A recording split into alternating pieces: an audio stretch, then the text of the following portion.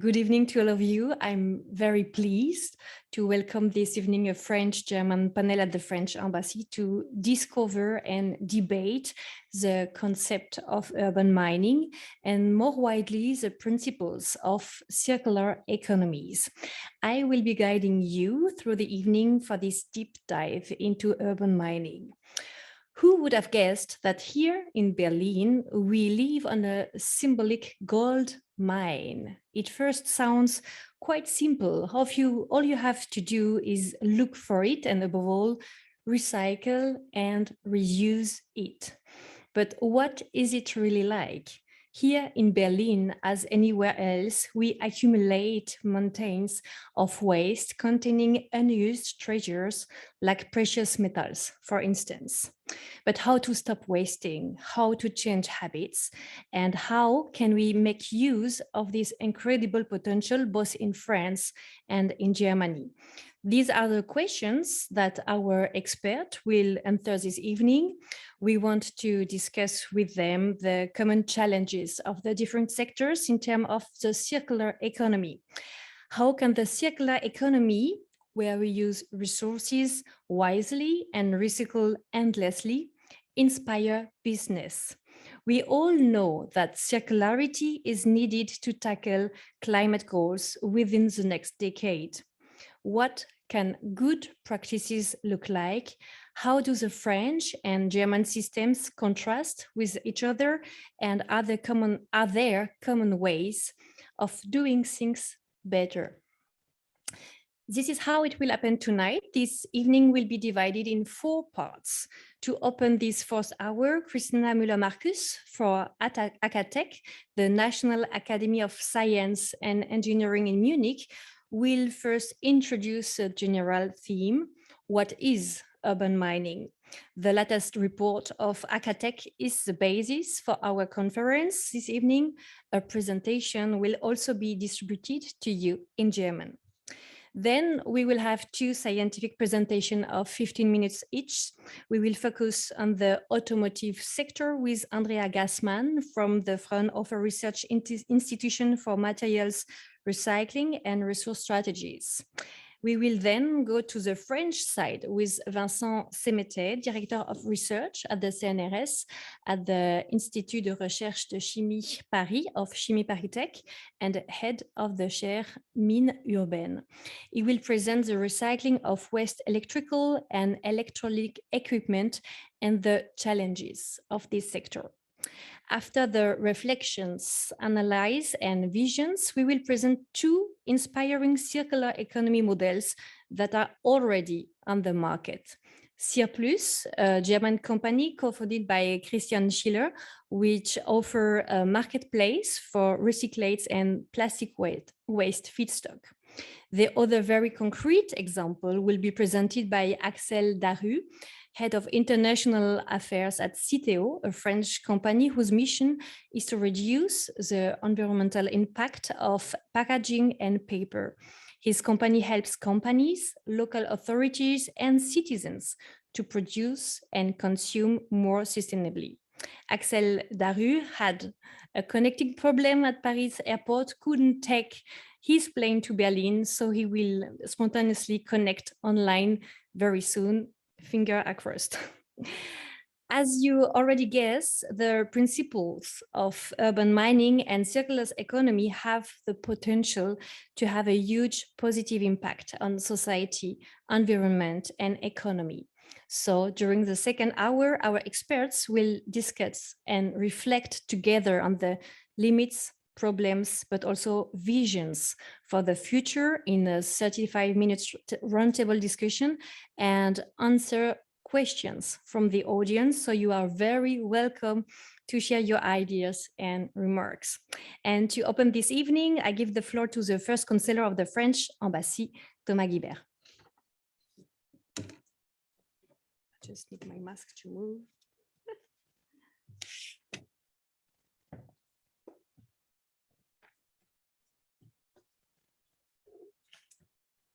Vielen Dank, Frau Langlade.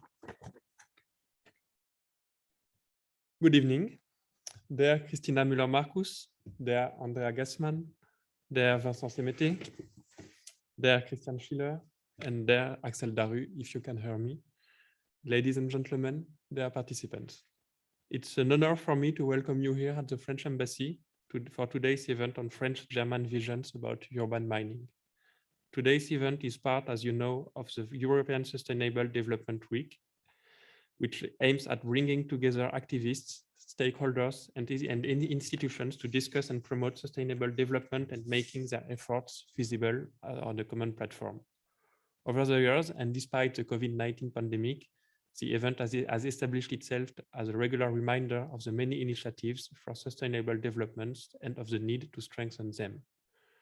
For this reason, I would like to thank you to the Federal Ministry of Foreign Affairs for the coordination of this year's events in Berlin. And I also would like to thank the German National Academy of Science and Engineering, acatech, for the effective cooperation with our Embassy's Department for Science and Technology on the organization of this event.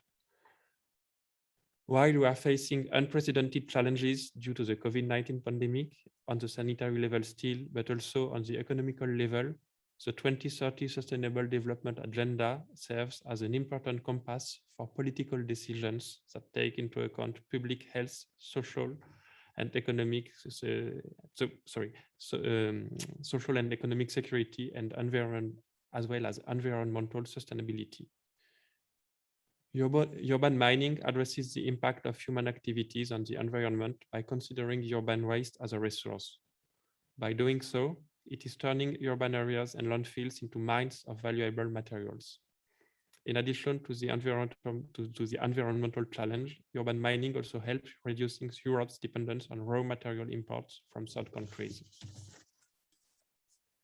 The need to develop solutions such as urban mining and to strengthen the circularity of our economy is getting even more important with the energy transition. Indeed, this necessary transformation of our economy increases demand of raw materials for the production of batteries, of renewable energy technologies, and for the electrification and digitalization of large parts of our energy and mobility systems. So here we have a whole range of questions, and for all of these questions, French-German dialogue is, as always, of great importance. Together, as Europeans, we can have a major impact on the definition of international standards and define the way we use natural resources in a way which is sustainable for the long run. So we invite you today to discuss the concept and possibilities of urban mining in a Franco-German perspective. One interesting question in that regard is about different policy approaches and the outcomes they produce. In France, the recent anti-waste law for a circular economy called AGEC and the climate resilience bill both strengthen the legislation on this issue. Last week, the French government has announced a support of 370 million euros for research and development in the field of circular economy. In Germany, several amendments to the Kreislaufwirtschaftsgesetz or Verpackungsgesetz have been made. The federal government has set ambitious targets. In 2022, 63% of plastic waste, 90% of glass, iron, aluminum, and paper, 80% of beverage packaging, and 70% of composite packaging must be recycled.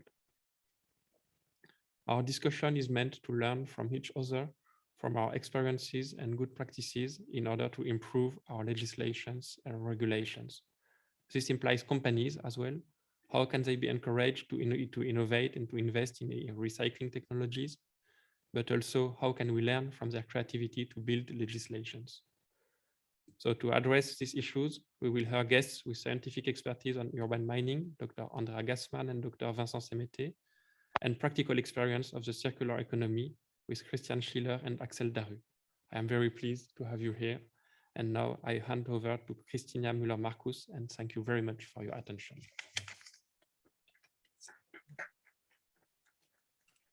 Thank you very much. Can you hear me?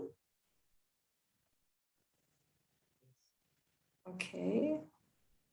I don't see anybody right now, but I think you can hear me.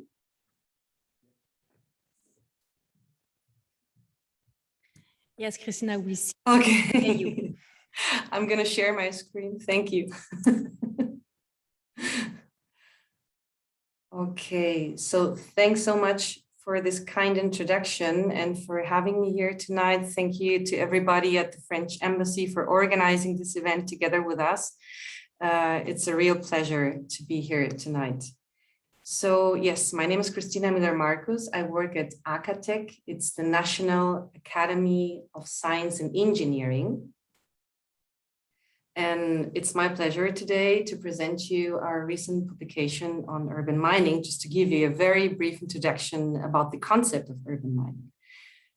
First of all, who is acatech? We are, as I said, the National Academy of Science and Engineering in Germany. We are a non-profit independent organization funded by the German government. And our goal is bringing together experts from academia and industry, such as Andrea Gassmann and Christian Schiller, who were kind enough to accept our invitation and speak to you later on. And by taking this input from these various experts, we provide science-based advice for policymakers and society.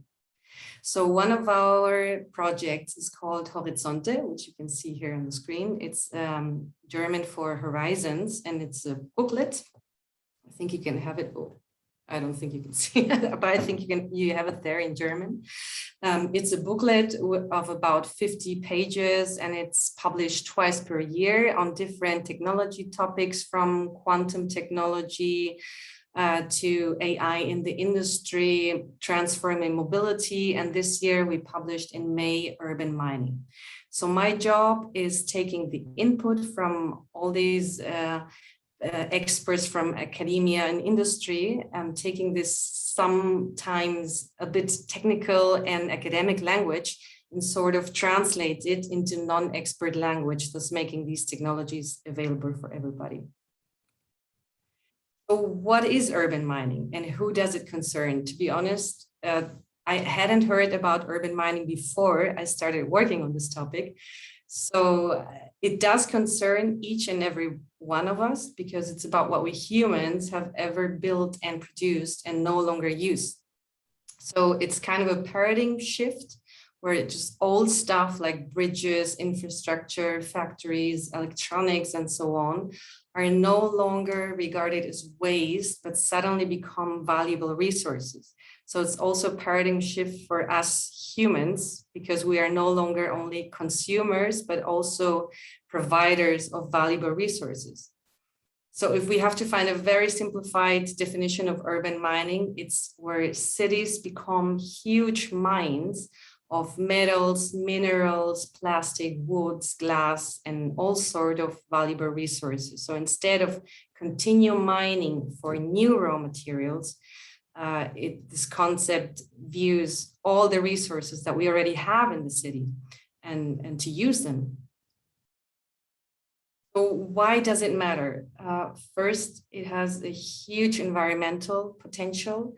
Whereas new primary resource has a big environmental footprint, using secondary resources in the urban mines can reduce environmental impact and the energy consumption.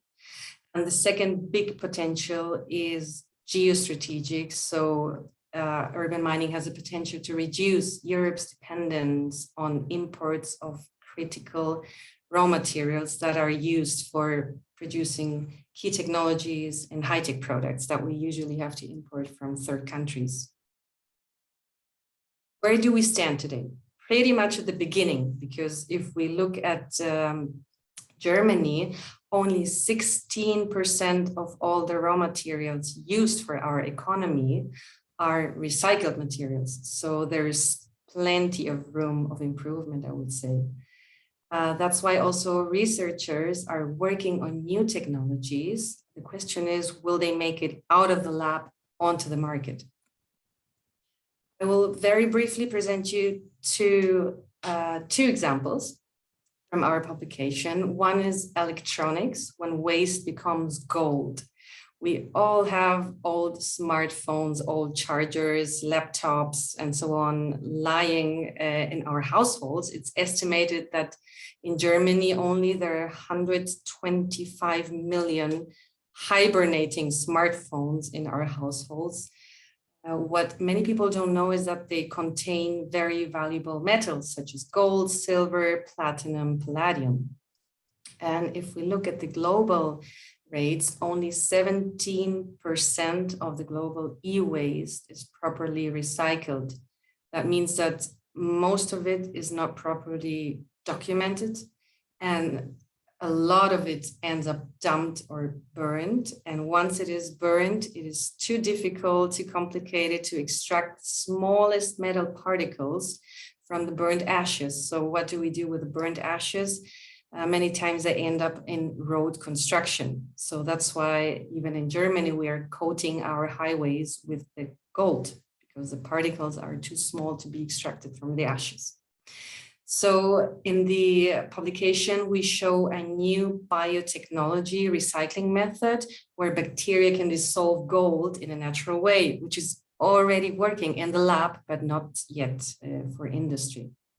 And this biotechnology recycling method is supposed to be much more environment friendly than the chemical recycling, for instance. And the other example I would like to briefly show is e-battery. We all know e-batteries are more and more important because more and more e-vehicles are being manufactured, and the market is supposed to grow by tenfold within the next 10 years. So for Europe, it's really important when it comes to imports of these critical raw materials such as cobalt, lithium, nickel that we need for manufacturing e-batteries. And this is a global problem, how to recycle e-batteries, because you have to think one of these batteries weighs about 700 kilos and has many, many different components, and it's quite complex to dismantle these batteries. And if you don't do it properly, it's dangerous for the environment and for health. So although there are already recycling methods, scientists are working on new methods which are more efficient and more sustainable, especially if we want to recycle e-batteries on a large industrial scale. So in the publication, we show a French manufacturer that has come up with a great idea, which is not selling e-batteries to his end customers, but leasing them. So in doing that, he keeps the valuable resources from the e-batteries in a closed loop, and he expects to win over more customers because it takes the burden from the customers of recycling the e-batteries at the end of their product life. However, this is also still a pilot project in experimental phase. So what are the snacks? How do we get these super cool business models and recycling technologies out of the lab and out of pilot phase onto the market and in large industrial scale? And why is it not happening yet? First reason, it's expensive.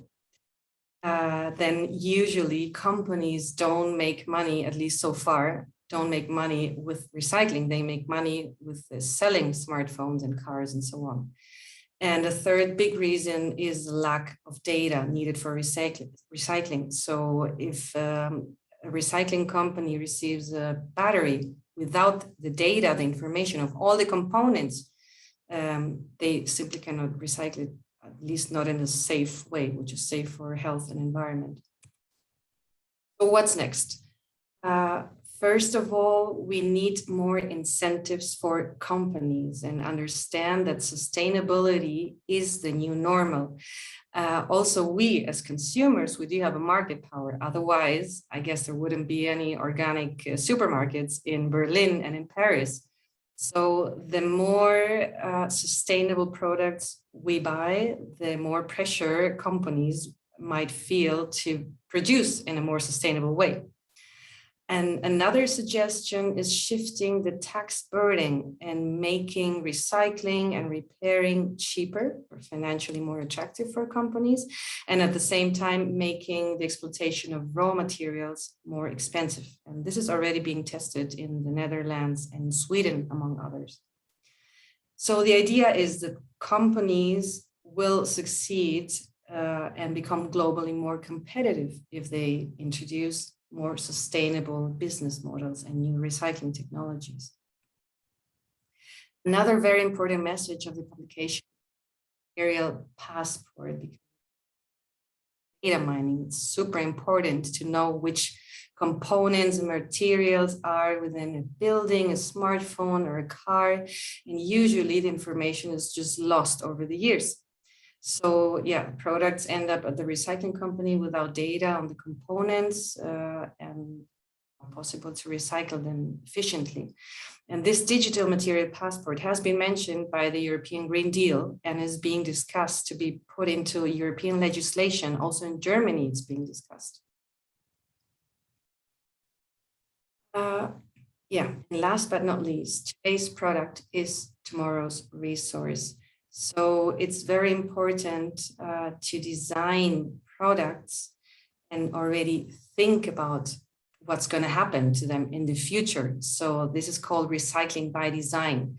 You design them in a way where you can easily identify and separate them one from another in the future when you dismantle and recycle them.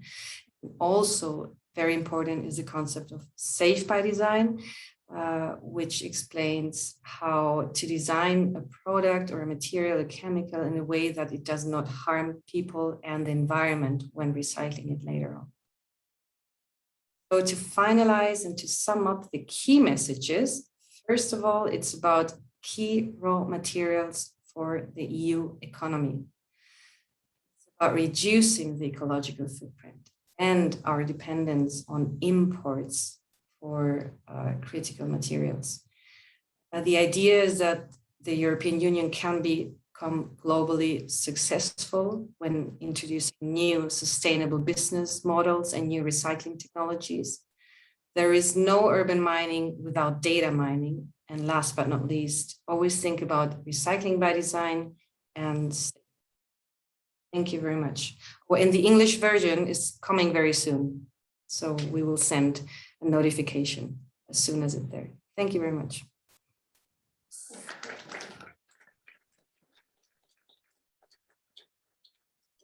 Thank you very much, Christina, for this introduction. You are staying with us during this evening, and you will be available in the second half if there is any questions for you.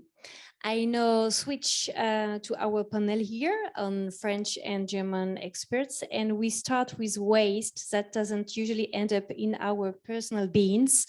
We're going to talk about the recycling of materials in the car industry, a huge issue in both countries because cars contain critical raw materials. Andrea Gassman, you are at the head of the Department Digitalization of Resources at the Fraunhofer IWKS. Does recycling in the car industry work, and how can we keep critical raw materials in our economies? Thank you very much, Emilie. I'm really happy to be here today. It's actually the first event in this Corona time on site, and I will take the next like 15 minutes to introduce you to the field recycling in the automotive field. And is it low-hanging fruits, or is it maybe not so low-hanging fruit? Okay. So, why is everyone talking about e-vehicles and recycling? The reason is pretty simple. It's about climate change and resources. And you remember these, the United Nations Sustainable Development Goals, which are also related to this question. So what I brought here with me is the latest view of the Climate Action Tracker that shows us where we are today in terms of climate change and global warming, and we are here, so pretty close to the goal that we set ourselves. But as we see, the pledges and targets of today, they are exceeding this line. So what the topic is the decarbonization of mobility and also energy sectors. So what we talk about is electrification of mobility, and also the use of renewable sources to drive these e-vehicles. And what we should keep in mind when we talk about these things is that whatever technology change we face, it also means that a material change comes with this, and also a change in the demand of materials. So if we talk about circular economy in the automotive field, this is a goal, and we would like to achieve this in the near future. So let me give you a very, very simplified picture. So if we consider the past, so let's say this is the past, and maybe also in parts also the present. What we need to construct cars is, of course, structural components like metals, polymers, composites, maybe, and we also have the internal combustion engines, and the part that I will not speak about today. These cars are working with fossil fuels.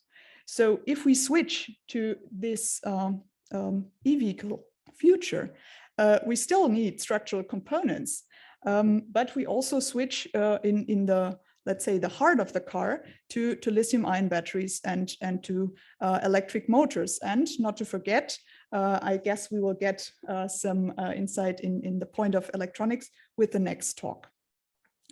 So, and forgot this, we speak about electricity from renewable resources to drive these cars. So let's say 2 weeks ago, you might have seen this article. It was on the Spiegel, where BMW announced a car that is made of recycled materials and also bio-based materials. And from my viewpoint, this is already very good news. However, this is not the topic that I would like to concentrate today on. It is actually these two components, the battery and the motor, where we already got the small introduction by Christina. So talking about batteries, we talk about a weight of something like 300 to 500 kilograms, including the resources of lithium, of cobalt, of nickel, and also graphite. And in the case of the electric motor, we talk about high performance magnets made of neodymium iron boron in an amount of about 1.5 to 2.5 kilos per motor. So we know the demand and also the amount of e-vehicles increases in the future. So how does this change material demands interacts with the so-called critical raw materials? And what I'm showing you here is the latest, a picture taken from the latest European Commission report published in September last year, displaying the view on the critical raw materials. So the critical field is the one I highlighted here in red. And what we see here is the supply risk plotted versus the economic importance of these elements and materials.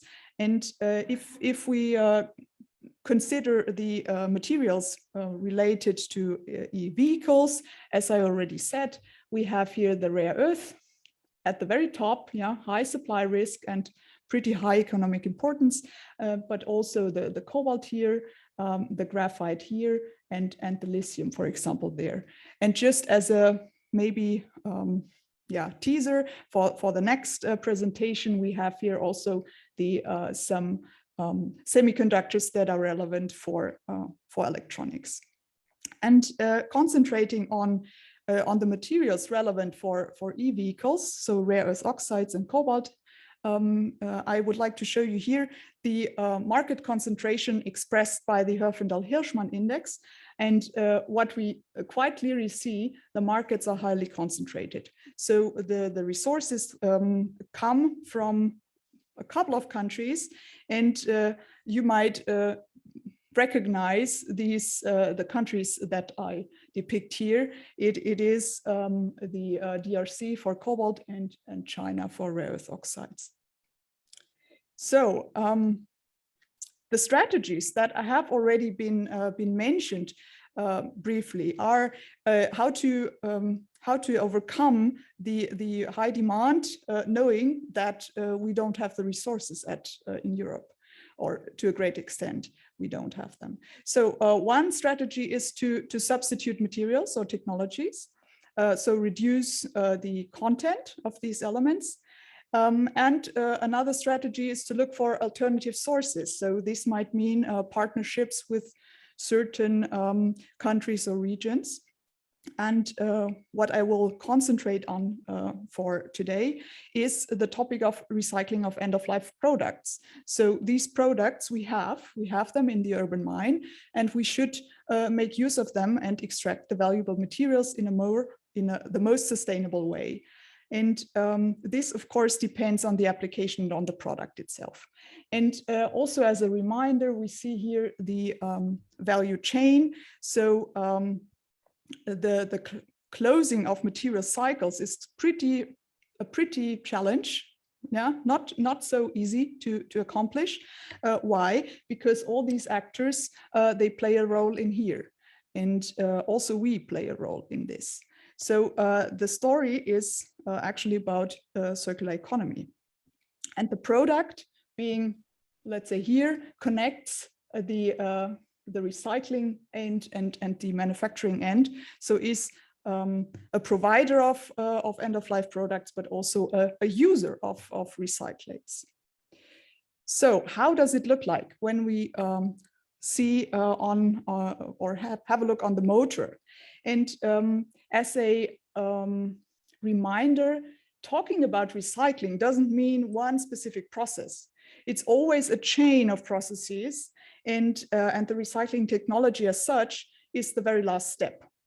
So the input materials, what is collected or what should be collected, we see here. And of course, the e-drive, the magnet from the e-drive we see here, yeah, about 1.5 kilos. But there are also magnets from cars coming from small motors or from the electronics. And this material should be treated in a shortest loop possible. And if we have a look here at the pyramid of magnet production, we are striving for doing this short loop here. So a magnet to magnet recycling going to the alloy and not to the elements. And this is what we do at our institute. I don't want to go into the detailed processes. So you see different process steps that have to be done one after the other. So we talk in this case about powder metallurgy, and to give you an idea of how one specific step in this process line works, namely the magnet recycling in hydrogen atmosphere. You see here the magnet, yeah, the solid magnet, and with time and hydrogen, we form a functional powder that can be further processed to a new magnet. And this also works with motor components, like we see one here. You might know scrap magnets or old magnets. They are glued in, they are magnetized, they are coated with nickel, for example. So independent on this hydrogen decrypitation step leads to the same example. As you see this powder that you can use to produce new sintered magnets. And this is now an exemplary view. So the recycled magnets that can be produced from these kind of powders, they can be tuned and fit to new or old applications, so to say. If we turn our attention to the batteries, so having a look at a car in a maybe slightly different manner, so the motor is here and the battery is this thing here, very big. And here taken let's say a snapshot of the battery system itself. We see it's pretty big, pretty complex, lots of electronics in here, and the battery modules are this mid part. And these are composed out of cells. They look a bit like that, what we know from, for example, here, this presenter. And what I brought you here with me is a hydromechanical process that we investigate and develop in our institution. So Christina already hinted on it. Working with lithium-ion batteries is also challenging from the viewpoint of safety issues. So this is different compared to magnets. And this means that these pre-processing steps like cutting, dismantling, they have to be done in such a way that it's safe for the people doing it. And also the question of automation is also, let's say, inherently present.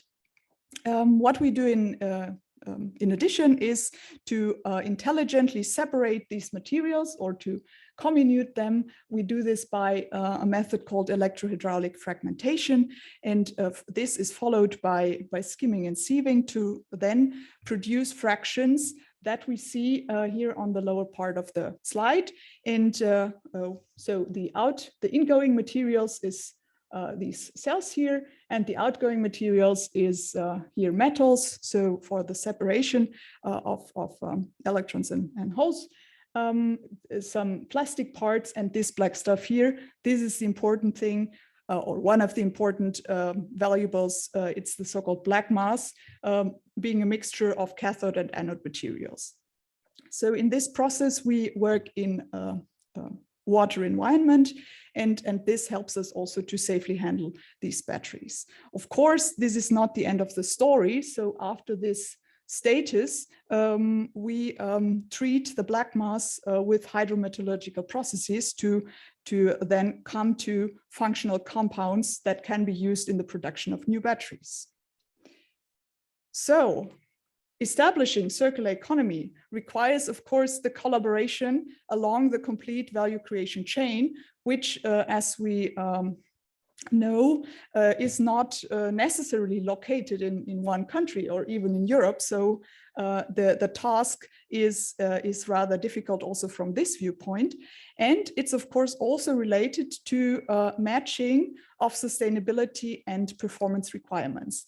And this is what I would like to show here with this illustration. So we have to go hand in hand to keep the performance in a window or in a specification for the application, and to make the products also durable. This is also a method to extend lifetime of the product, and to do this in a as sustainable way as possible. So from an environmental point of view, from an economic point of view, also from a social point of view, and from a criticality point of view, which is pretty broad. So, and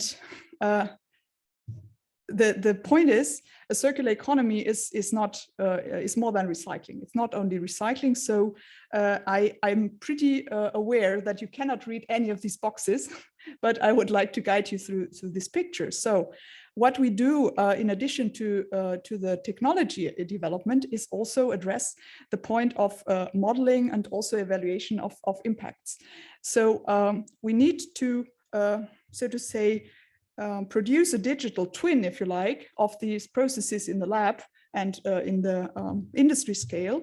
And then it's not only about the recycling process as hydrometallurgy or pyrometallurgy or mechanical treatment, which is here this bluish thing and these brownish things. It's also considering reusing parts, reusing pack components. This is an example of battery recycling, and also the reuse of modules. So reuse.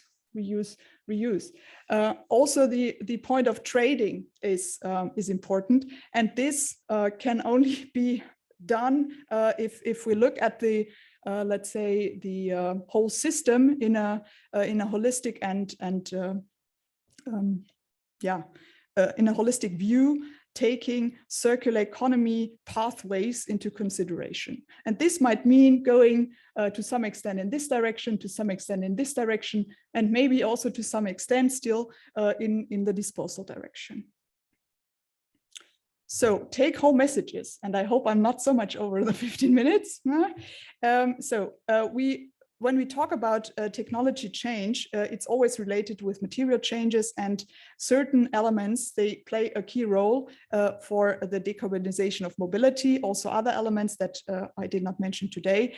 And the e-mobility sector as such can be regarded as source for end-of-life products, but also as user of recyclates. And it requires this collaboration along the value chain, and process evaluation is only good and successful if the information basis that we have to do this is good. And this is what is already still lacking. Christina also hinted on it with the point material passport, product passport. This is really important. So, sorry. Oh no. Okay. Another take-home message, or maybe something that you got curious about, is if you want to learn more about critical raw materials, I would like to invite you to take part in our massive online open course that will be starting in October 13. And this is a European project that was developed by lots of partners here, also French partners. And within 6-7 weeks, you will get insights and you get knowledge about what is critical raw materials, what are challenges, how to analyze the situation, and of course, what are solutions also from the viewpoint of policy. Okay, with this, thank you for listening.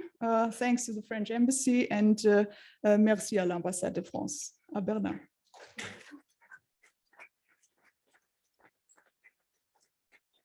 Merci. Thank you, Andrea Gassman.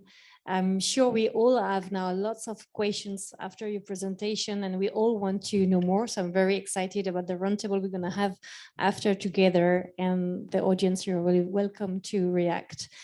Vincent Semete, as I said at the beginning, the principle of urban mining might seem simple. Now we know it's not. It's a very complex universal, so complex that a university share was created in 2014 in Paris, a share that you run and whose research focus on waste, electrical and electronic equipment. It's your turn. Thank you. I would like first to thank the French Embassy for being here tonight for this event about urban mining, and I will talk tonight about urban mining in the field of e-waste. So I will talk much more about the challenges and the innovation around WE. So WE standing for waste from electrical and electronic equipment. And I will present then the share means urban.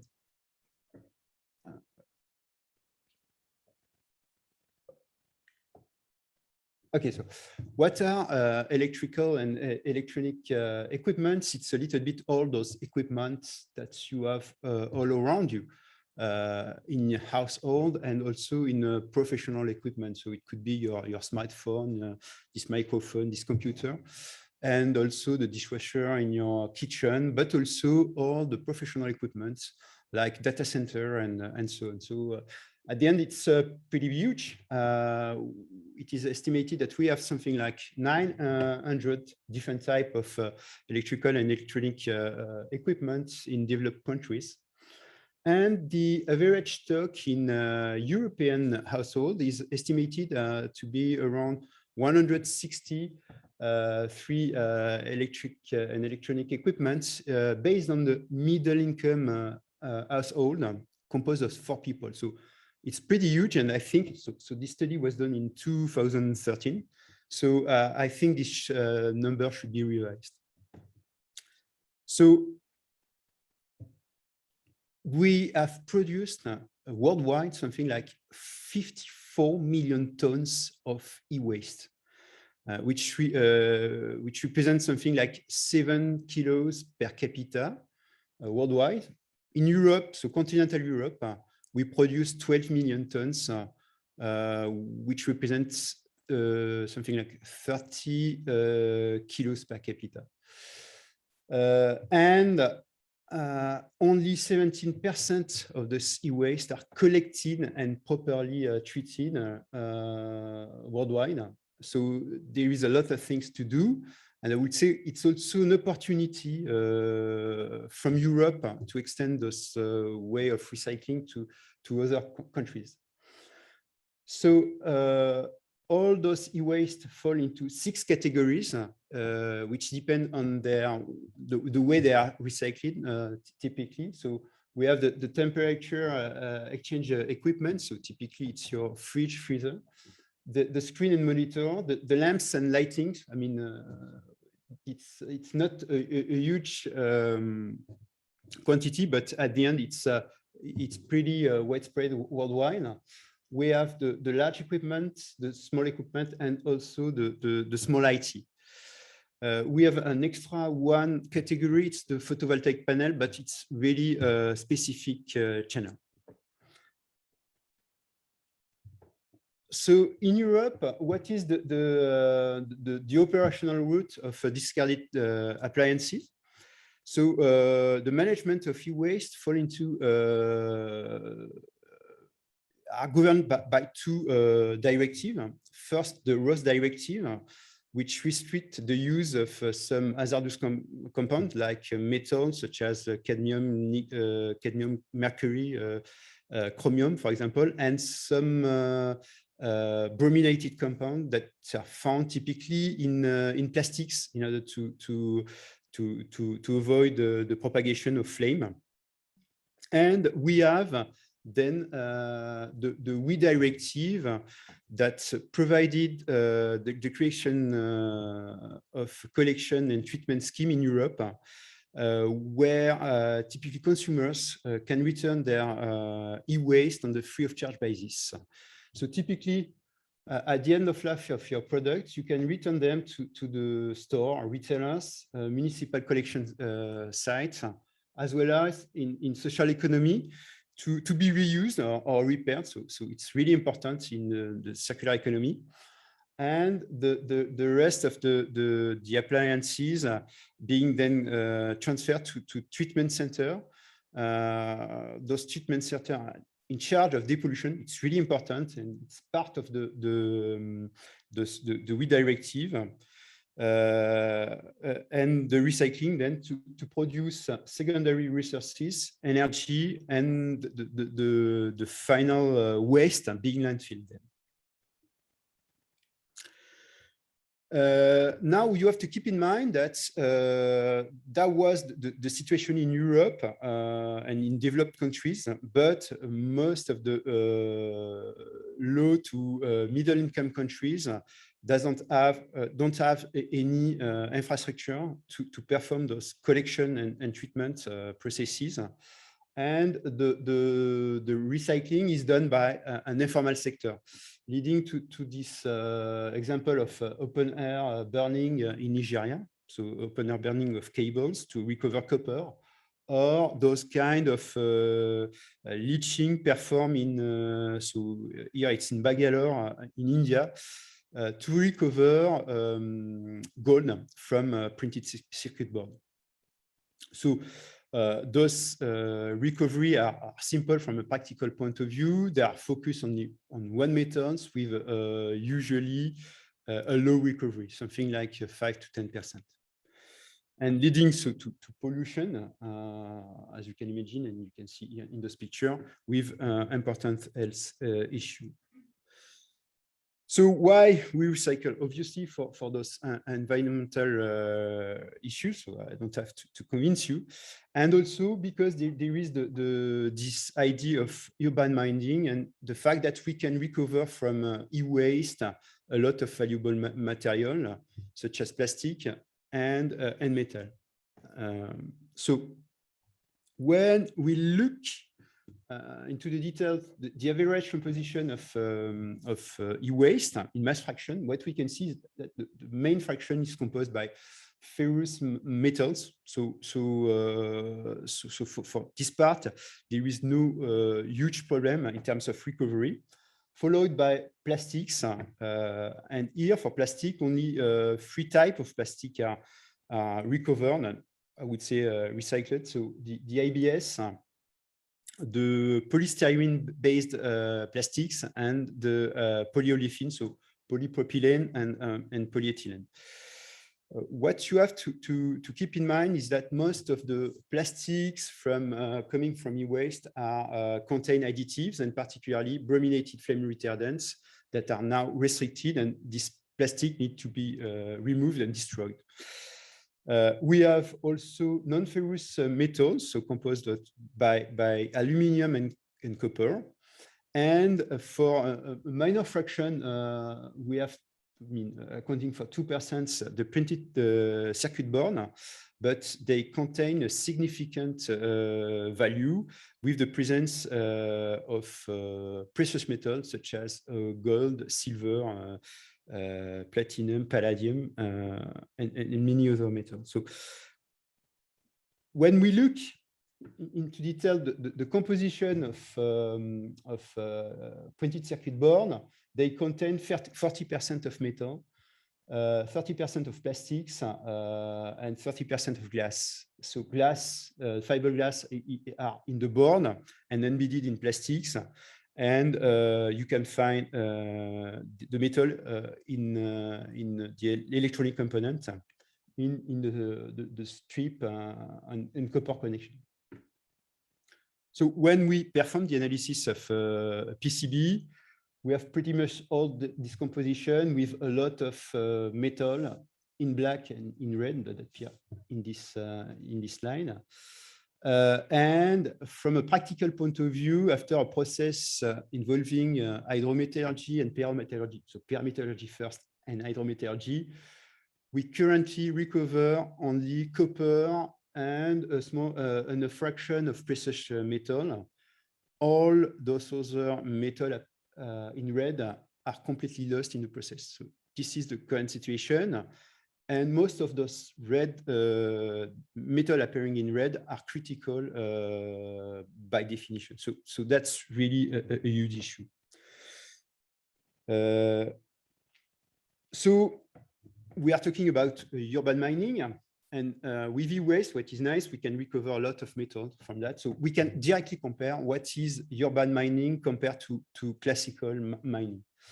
So what is nice with urban mining, it's all around us. So it's typically in Europe, which is nice. We have seen that there is a huge diversity of metal that we can find in e-waste. Particularly if we look at the composition of the PCB. What you have to know, they contain also a lot of metal in quantity compared to classical mining. So if we go back to the composition, here we have the gold. A PCB contains something like 1 ton of PCB contains something like 400 grams of gold. And in a classical mines, good mines of gold, we have only something like 10 grams, only 10 grams of gold. So here there is an opportunity to have a huge amount of materials from those ores, artificial ores. However, e-waste are complex. By structure, by composition, and the challenge here, at least for chemists, is to recover all those single material found in it. What about now environmental footprint? Obviously, we have a reduced footprint when we compare the urban mining compared to mines. So we have calculation available on that because we have an industry already working on that. It's more than a concept, really. So the environmental footprint is reduced in terms of energy, CO2 footprint, ultimate waste also, and also water consumption. So facing to all those challenges, the shared means urbain were created in Paris. So in 2014. Based on 3 engineering schools, so Chimie Paris-Tech, Aramétier Paris-Tech, and Mines Paris-Tech. So with all those schools, we have a lot of capability in terms of chemistry, mining, economy, and industrial processes, and plastic also sorting. This share is funded by Ecosystem, so the main take-back organization in France. And the goal is obviously to develop so research and teaching activity in the field of circular economy, eco-design, and recycling. So 4 topics of research are developed. So obviously the recycling of strategic methods from e-waste, the recycling of plastics. We have also studies on circular economy and eco-design. And also, since we are working with e-waste, we have a lot of problematic in terms of substances. So we have also research in safety and sustainability around recycling. Here are some examples of research performed. I won't detail it. I will just to mention some example, like we are working about aging of plastics in recycling. We cannot recycle plastic ever and ever. We have limits due to this, the fact that plastic gets old and with cuts in molecular chains with a loss in mechanical properties as opposed to metal, for example. We are working about the identification of plastic, black plastics. So we have a lot of black plastics in e-waste. Causing problems when we sort them, so we are working on that. In plastic, still we destroy in a smart way plastics, converting them to hydrogen, for example. Just to finish with that, perhaps we also work on new e-waste. It's the problem of e-waste. We have new products, and for example, we have seen the LED LED coming in products. They replace all the traditional technology of lightnings, but we don't know how to recycle yet the LED component, for example. Okay, so that was for the research. And to conclude, what I would like to mention is all the education and the relation that we have with all the stakeholders, because if we want to have a successful circular economy, we need to educate people, consumer, and I would say citizen. So that's why we have those European Week with students, where we share, let's say, experience with different actors in Europe and different students coming from different countries. We have also a MOOC, Recycle My Phone, in order to learn and teach people around hydrometallurgy and pyrometallurgy for recycling of batteries and e-waste. And what we have also those we share workshop done with stakeholders. So we won't make progress if we don't have all the stakeholders around the table discussing hot topic like substances, like different point, and to have some kind of consensus at the end to make progress in terms of recycling and eco-design particularly. Okay, I will stop now and would like to thank you for your attention. Thank you very much, Vincent Semete. Now that we have seen the amount of waste we are facing in those two presentations, we turn the floor over to the innovative companies that have chosen to specialize in or plastic recycling, and to understand what works and where they still need support. So we start with Christian Schiller. He's a co-founder and CEO of Surplus. This is a digital platform for the trade in recycled plastics here in Germany. We know that the plastic pollution has become one of the most pressing environmental issues. We are almost running out of time. Christian Schiller, is the market for recycled plastic working?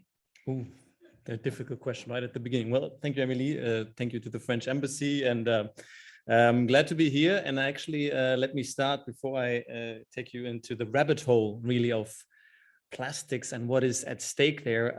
I wouldn't be standing here in front of you if it wasn't for a great French-German cooperation, because before founding my own company, I learned basically how to run a company in a very big French success story. Now it's called BlaBlaCar. Back in the day, it was called Covoiturage. It's a big ride-sharing company. For those of you who don't know, they do long-distance ride-sharing. So let's say you go from Berlin to Hamburg, where we are based with Surplus. You can post your trips. That's where I learned how to run a digital marketplace. And you might wonder, what does the digital marketplace have to do with circular economy? We'll get to that. But in that sense, I was also asked to give that French-German angle. And I think, yeah, I wouldn't be standing here today if it wasn't for the chance that I had to really witness one of the biggest French international success stories at it. So surplus, it's obviously a word on play, a play on words on circular plastics and surplus English added value.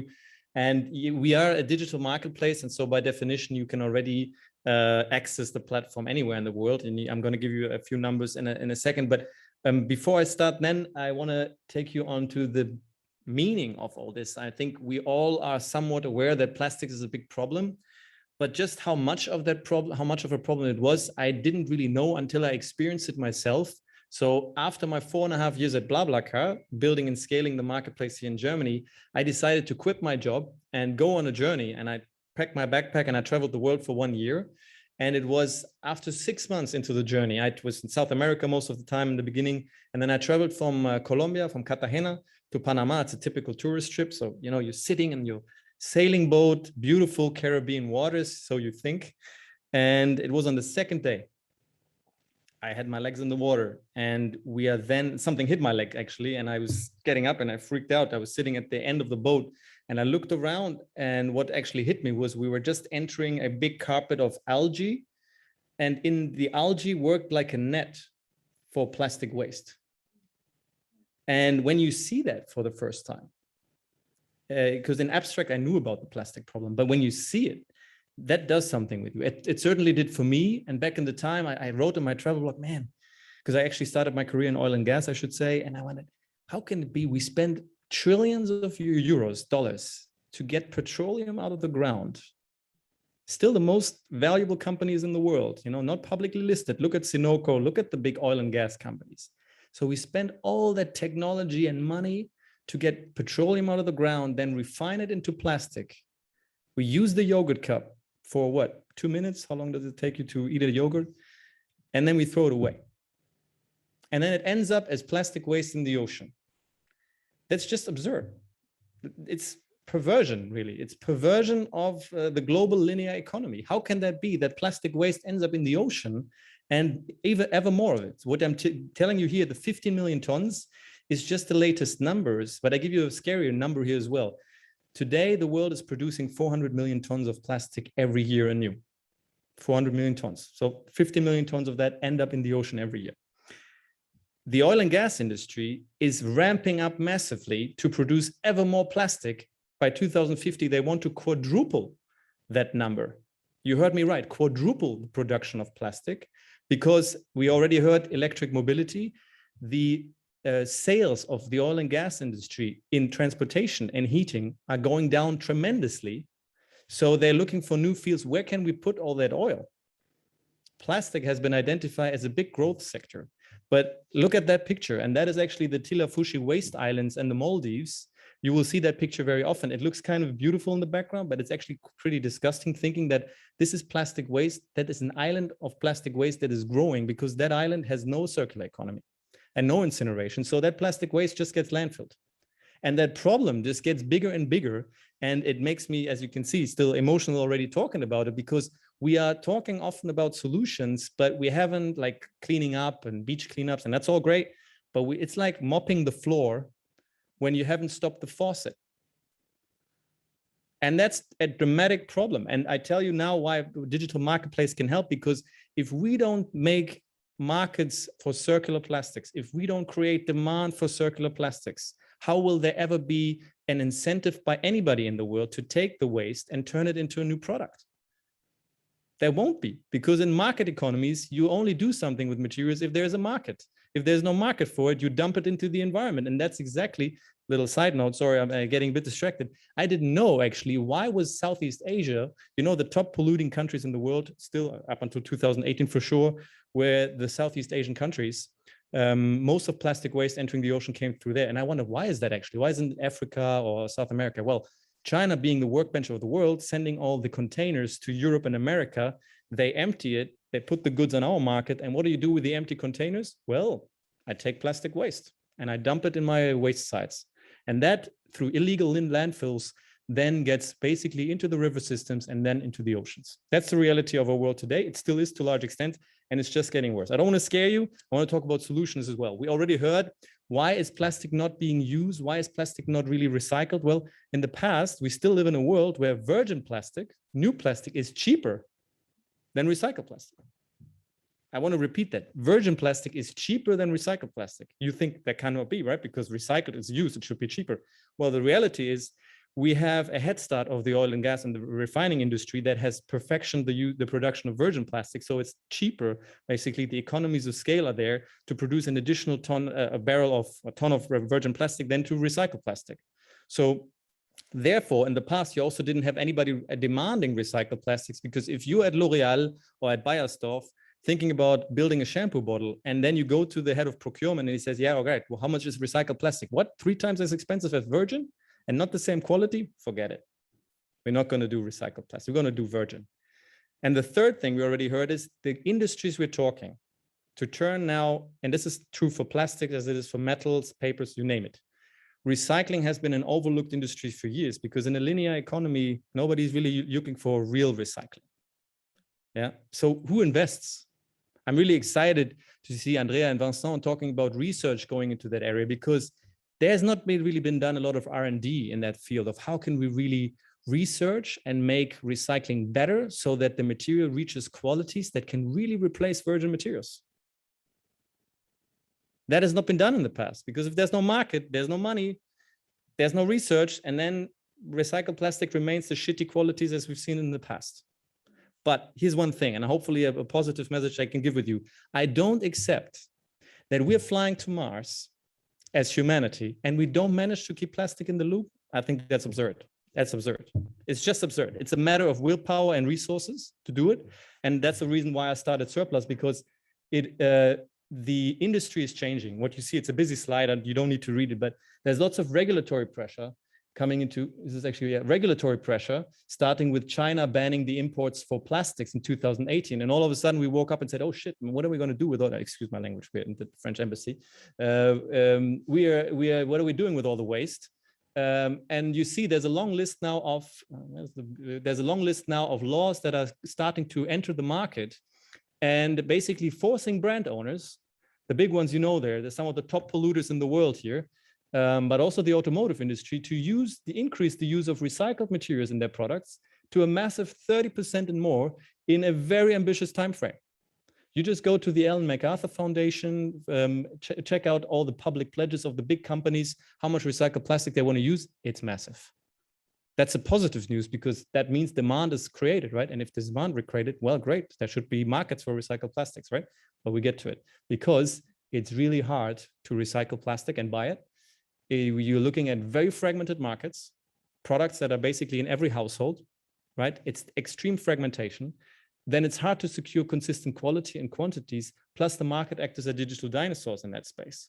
Yeah, they're really still acting. I couldn't believe it, but believe me, coming from a digital startup before, once you dive into the world of plastics, of companies I never even heard of before, and recycling, you find that they're still doing business with phone calls, fax machines, and going to trade fairs. And they look at me as this strange outside guy and say, what do you want? Christian, yeah, no, I've been doing this for 20 years like that, you know, digital marketplaces. I don't believe in digitization. That's what I hear most of the time when we do sales. So that's exactly what we're doing, though. We're building Surplus as a procurement platform for recyclates to make it really easy and cost efficient for big brand owners, L'Oreal, BMW, anybody, to find the right material quality and buy it at the right time, at the right price, supply chain, basically. That's what we're doing. Basically, think of it as an Amazon for recycled plastics. Don't quote me. because we have better working conditions at Surplus and at Amazon. But that's what we do. Basically, what you've seen in the B2C world, where a lot of digital platforms have now risen, BlaBlaCar being one of them, we're trying to do the same now for buying and selling recycled plastics. And so for you just to understand what are we doing, the simplified version, we're connecting, ultimately it's a three-sided marketplace where we're connecting those players in the market who own the plastic waste with those who can recycle it. And they produce recycled plastic. And so then the companies who convert the recycled plastic into whatever product are then basically buying that. That's what we do. And okay, that's not the right slide, but okay, this is not updated. So I'm not going to take you too deeply through it because it's I don't want to spend too much time on the technical side of things. But as you can see here, this is what we do. It looks like a marketplace. You can buy and sell.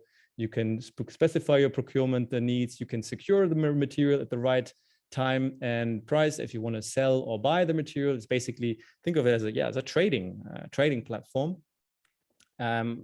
And of course, as a final one, this has been, and yeah, just get a market overview, because I can tell you, just to give you a few data points, in the European Union alone, there's 50,000 companies who are in the business of plastic conversions, potential buyers, companies who turn the raw material into a shampoo bottle, 50,000 of those. And there's roughly 1,100, 1,200 suppliers.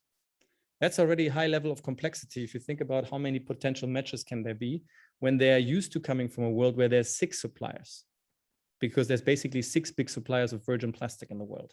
So high complexity, high fragmentation, here's where digitization comes into play. So ultimately, if you let me, I think I'm almost at the end.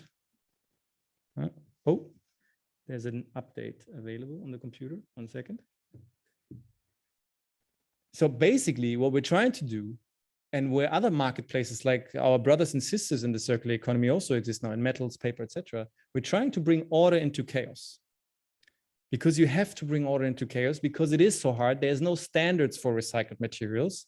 The vetting of customers and suppliers is very expensive. It takes a lot of time. Price prediction is difficult. Logistics are difficult. But bringing it all together and thus lowering the costs for recycled plastics is our answer to part of the core problem that recycled plastics is still more expensive than virgin plastics. So if I want to convince the head of procurement at L'Oreal and Nestle to really switch from virgin to recycled, I need to reverse that. I need to make recycled plastics of good quality the go-to material, at least at price par, if it wants to work in a market economy. And that's what we're trying to do, where digitization can really help. And the ultimate vision is, and we've already heard it before, ultimately, like the one-stop shop for circular plastics, as we call it, circular economy cannot work if you don't bring the players on the table and also make information available along the entire value chain. Because you need to know as a brand owner, if I'm Beiersdorf, if I'm L'Oreal, I want to really know what is in that recycled plastics. Because if I'm going to put it on the market and then it turns out in my shampoo bottles, there's something really hazardous, I'm screwed. Yeah. So I want to know, where was that plastic waste collected? Ideally, I want to know what was the plastic, who produced the plastic in the first place, which additives were put in, where was it recycled? All this information needs to be passed on along the value chain. And I personally believe that is too complex a task for any human brain. This is luckily where digitization comes in, which is why I stand here today and I tell you, this is the future. And I don't just say that, I mean, obviously I believe in it because it's my business, but I can see it left and right. And I can also see what the venture capital world is doing. They look at us and other startups in that field very closely. And usually they're pretty good at predicting what's coming next.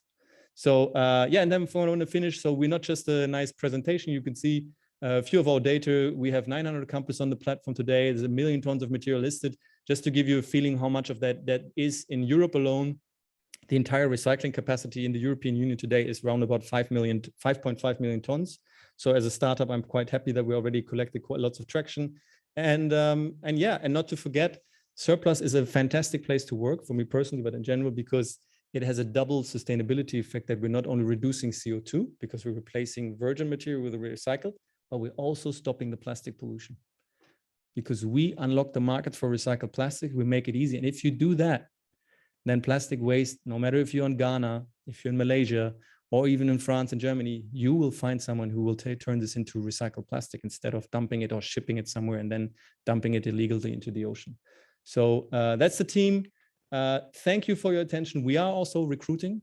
So maybe any of some of you, if you feel like you want to join, and I can return the favor of what France basically did back then to me, if you want to go and work in a really fast-paced environment, trying to disrupt very old school industries to solve one of the biggest ecological problems of our time, come talk to me or look at surplus.com/jobs. Thank you.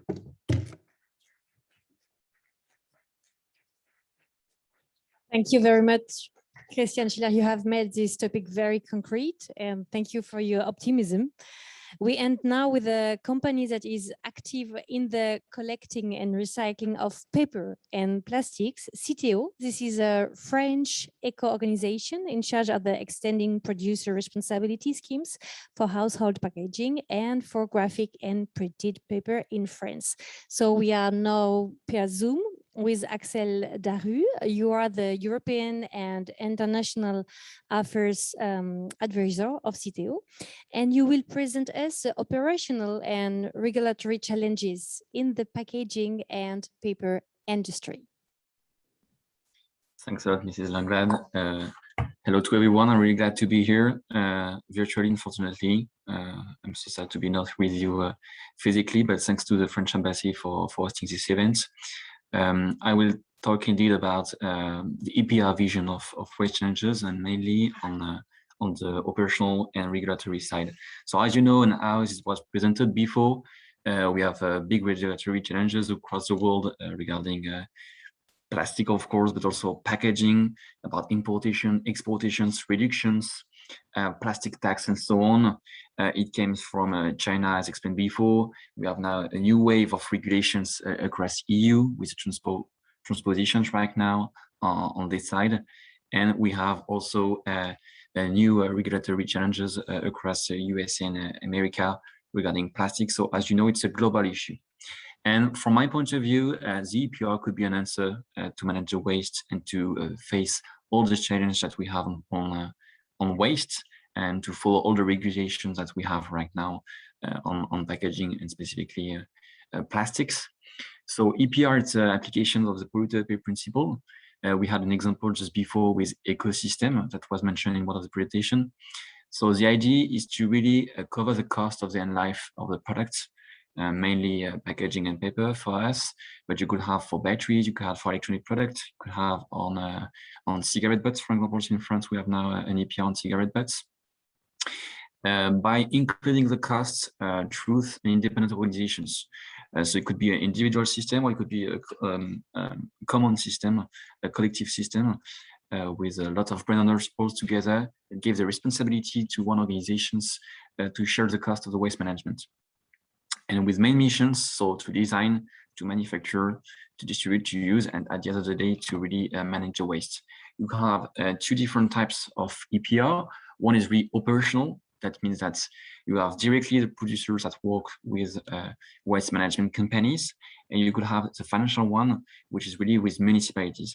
In France, we have made the choice to work closely with municipalities, since in France you have more than 36,000 municipalities across the French territory.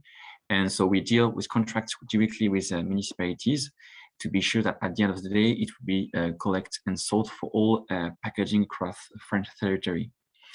In Germany, it's different since you have 9 organizations only for packaging that deal directly with waste management companies that are operational to collect and sort packaging across the territory. So in France, it means that the EPR company is not the owner of the waste, it's really the municipality that get the ownership, but we support municipalities, which means that more they sort, more we will finance municipalities to really get an incentive to municipalities to reach targets that we have nationally. So what are the main good benefits of EPR? It's to be sure that at the end of the day, we have a good recyclate. We promote reductions, reusability and recyclability with key targets. For example, in France right now, with the new law, we need to reach a target of 5% of reusable packaging by 2023 and 10% by 2027. It's quite huge in France compared to Germany. You are already a front runner on reusable packaging. This is why EPR is also a tool to really push for a new system such as reusable system. Also to make post-consumer recycled content possible. So we had a good presentation just before as an incentive to really be sure that we have a competitivity between virgin and secondary raw materials.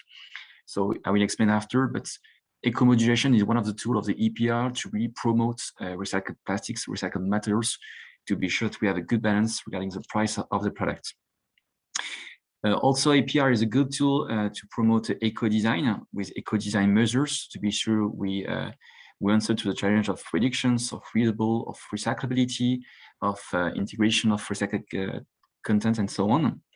We also set recycling targets to be sure that at the end of the day, by 2032, 2035, we will reach the targets commonly within the EPR, and to help producers and specifically brand owners to meet that recycled content goals that they have as a commitment, but also within the regulations. So it means that we need to work closely with municipalities, of course, to encourage new infrastructures, for example, to promote new solutions for the recycling infrastructure, such as chemical recycling, for example, is one of the big change across France and Germany for some types of plastics.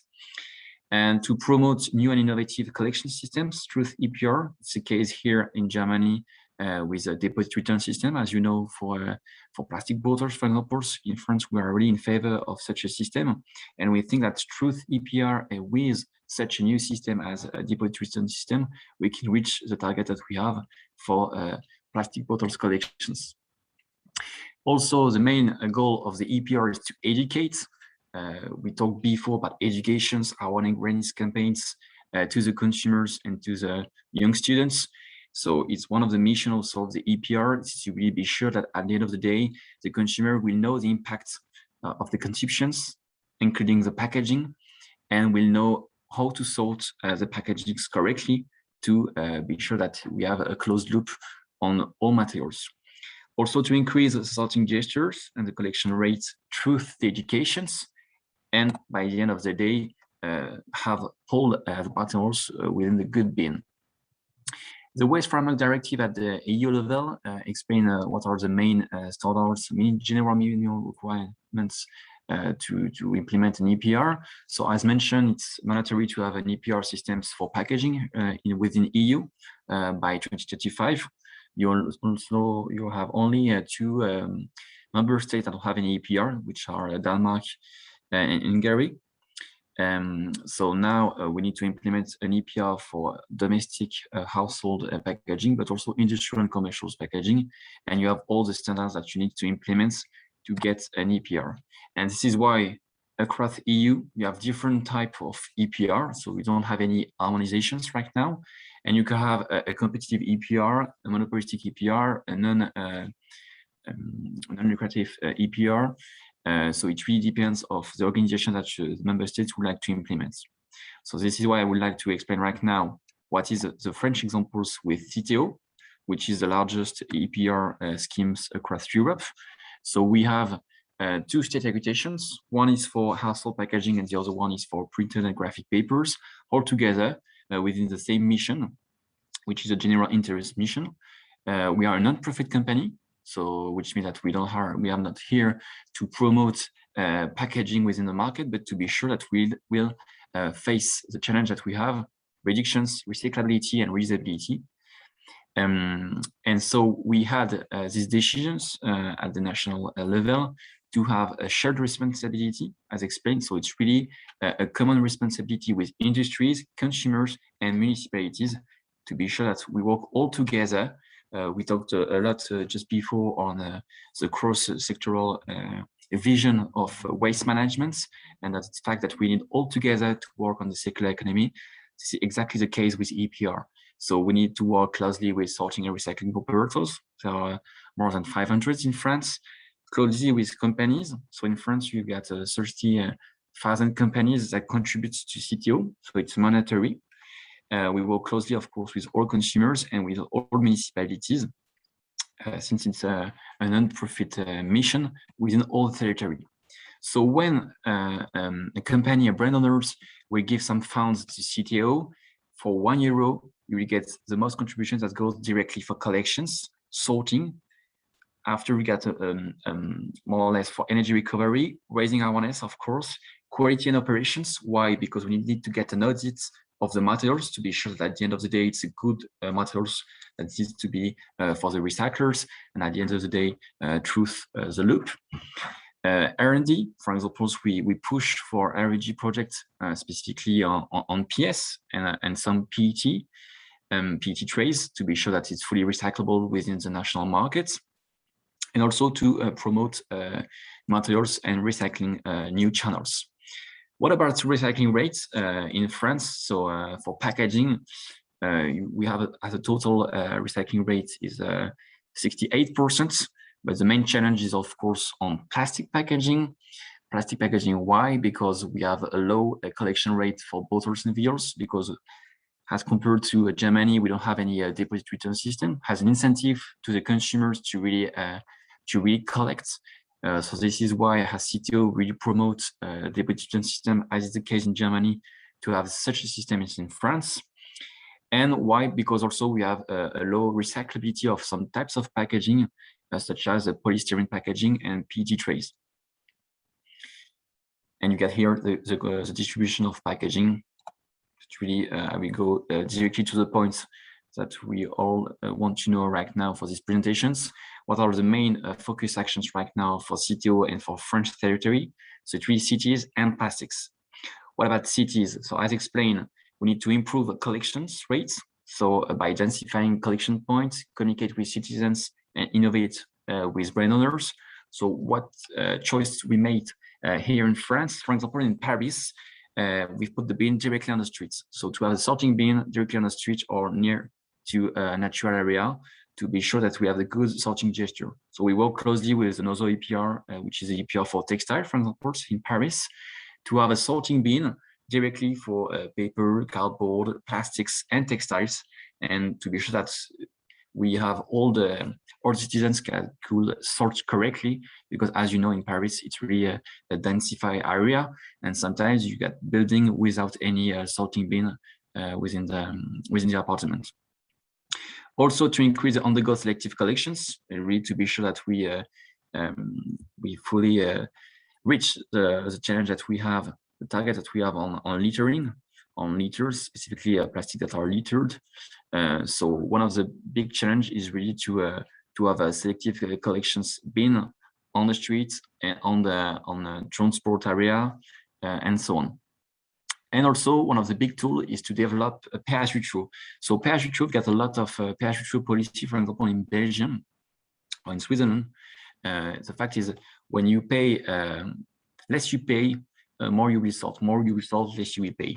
The idea is that you will give incentive to the brand, to the consumers, to really sort all the packaging so correctly, and other waste has a spillover effect, specifically for organic waste.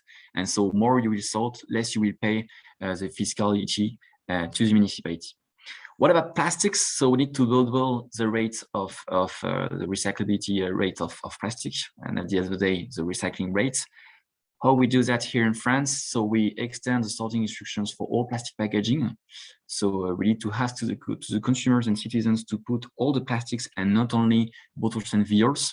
And within the deposits of such a plastics, we'll push for R&D projects. So as for polystyrene, for example, here in France, we don't have any PS facility to recycle the plastic packaging PS, and also for PET trays, as explained.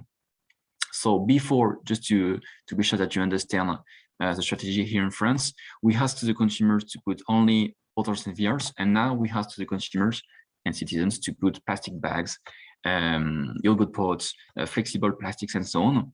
And we are right now at the phase 3 of this strategy, and we hope to finalize this strategy within 2 years, so to have all the citizens that have now the new sorting instructions for all the territory. Right now, it's only 50% of the populations, but it's really hard to push to ask the municipalities to have the extension of sorting instructions, because it takes time to explain to the citizens.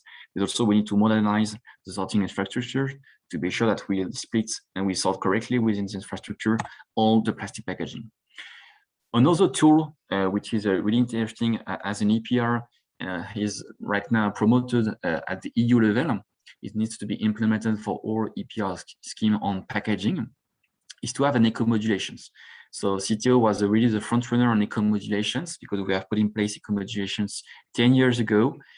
What is the main objective, the main target of eco-modulations is to really get an incentive to promote good action on eco-design. So to be sure we have reductions, to be sure we have recyclability of packaging, and to be sure we'll push for recycled contents.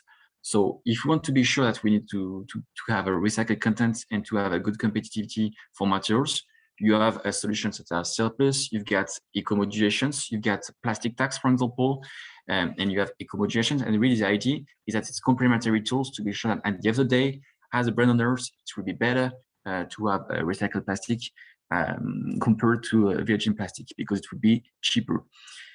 Of course, you will also to reach the challenge, to answer to the challenge of predictions. But for recycled content, I think we need complementary tools and solutions such as this one. To come back to eco-modulations, so we're not going into much details, but as you can see here on the slide, you've got malus specifically for recycling disruptors. So if you have any recycling disruptors on the eco-design stage of brand owners, you will get a malus for the contributions to the EPR, which means that brand owners will pay more depending on the consumer sale units and disruptors, and it will give an incentive to not have any recycling disruptors. And we've got bonus if you have weight reductions, if you have integrations of some types of plastics within your packaging, and to be sure you get an incentive to promote a recycled content.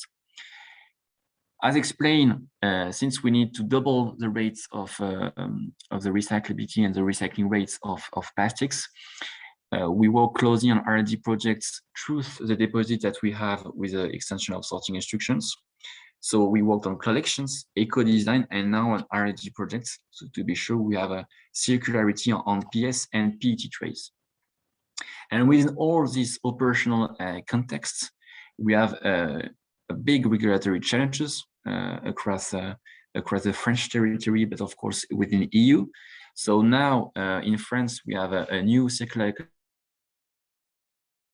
economy law since 1.5 years that we need to implement. We have more than 100 texts of applications for this law, and it's really focused on the improvement of consumer informations on EPR. So CTO is one of the examples for packaging, but as explained, in France, we are really the championship of EPR. We have more than 15 EPR schemes, such as ecosystem for electronic products, such as cigarette butts since this summer, such as for textiles, we fashion and so on. And we get 20 EPR schemes within the few years by including toys, do-it-yourself articles, and so on. We've got new financial terms to really have enhancement of cost coverage by including eco-modulations for all EPR. So what I explained just before has an incentive for the eco-design stage will be the case for all EPR. So for example, for furnitures, for textile, they will get a bonus and malus system to really promote reusability, reductions, recyclability, and so on. We have bans on single-use plastic, as you know, with this plastic strategy at the EU level. Promotion of deposit refund system, so such as in Germany, we have a big debate here in France for DRS. Harmonization of sorting rules and separate collections for out-of-home consumption.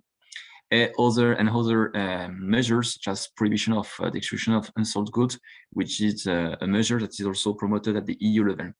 We also have a new cost coverage measures with a littering. So now as an EPR, we need to cover the cost of littering, and not only for plastic packaging, but for all packaging. So this is why EPR is also a good solutions to really be sure that at the end of the day, we have all the packaging within the loop, including what was littered and the leak of packaging. So really to summarize, we have big measures on EPR. So we need to have an EPR across the EU by 2025 for all packaging. Necessary cost for an efficient system, modulation, so eco-modulations, cost coverage for littering, as explained, eco-design measures. So we now get a new calculation points. We'll be aware of what are exactly the performance of Germany and France, because nowadays it's really complicated to really compare all the measures. We have measures on recycled contents with the plastic directive, the single-use plastic directive.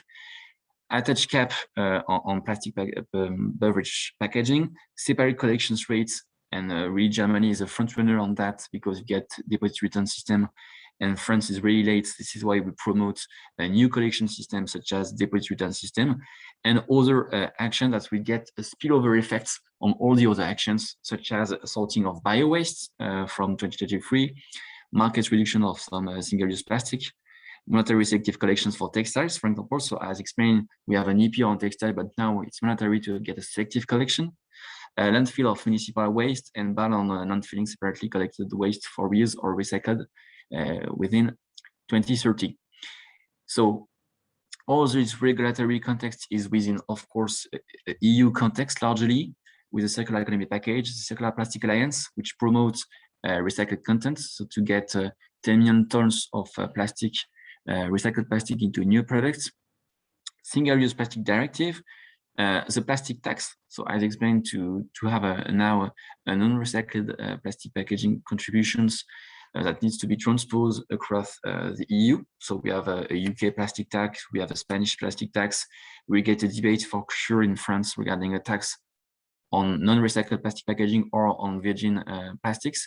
And it's also a good tool, a complementary tool, to be sure that at the end of the day, we've got a good competitivity between materials. And we've got the European Plastic Pact, and CITO it's part of the board of the European Plastic Pact. And here in France, so we get National Pact on plastic packaging, the law, as mentioned before, and a national strategy on plastic, the 3 degree, to really get all the 5 years plan strategy on the reduction of plastic use, and to be sure that it's really the target of the government to get by 2040 no more plastic packaging within the market. So I think we are good and by points of all of that regulatory pressure, of course, but I think we need to take inspirations of both sides in Germany and France regarding the circularity of plastic to really reach the challenge that we are facing on reduction, on recyclability and reusability. Thanks a lot. Thank you very much, Axel Daru. Thank you so much for the 5 of you for your presentations. As I told you before, we're really doing a deep dive tonight into urban mining. So now that we have covered different sectors, different materials, metals, electronics, plastic packaging, let's see all together the points of convergence between all of us. So we saw together the absurdity of the system. This is very clear. Now, what do we do? And as Axel Daru just told us, there are recent laws in both countries. 2020 has been a year of European announcement of big financing for the circular economy sector. Do we already see positive results of the regulation? Do we see the effect of public policies in both countries? Who would like to begin with? Vincent.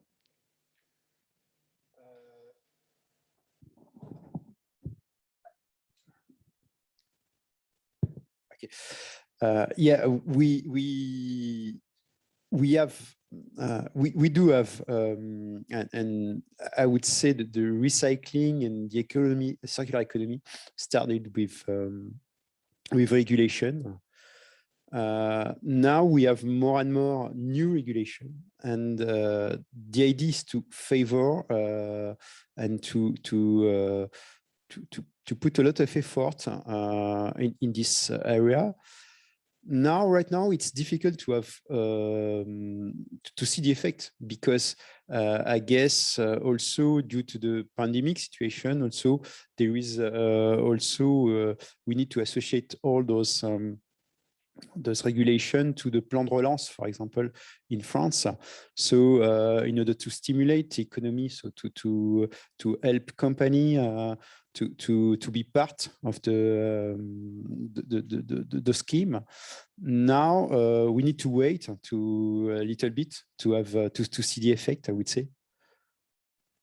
But I would say some regulation will have pretty soon some effects. I was listening this morning that soon in e-waste, for example, we will have some regulation about power supply, for example, in order to standardize. So those kind of regulation are pretty clear, and the effects are coming soon. Some other regulation need to have sort of time to see the effect, I would say. It was the case for the first regulation on e-waste, in fact, where we are starting from scratch, and to see the effect, it took a little bit time, in fact. Andrea Gassmann, how is it in Germany? Well, I'm not sure if I can talk for Germany, but at least I can share some insights. What I learned from by talking to people, to customers, and I think there is a shift observable in also the company's perspectives, that they at least I think have understood that they also play an important part in this story, on the journey to circular economy, to reducing emissions and to achieve these goals, and they are quite let's say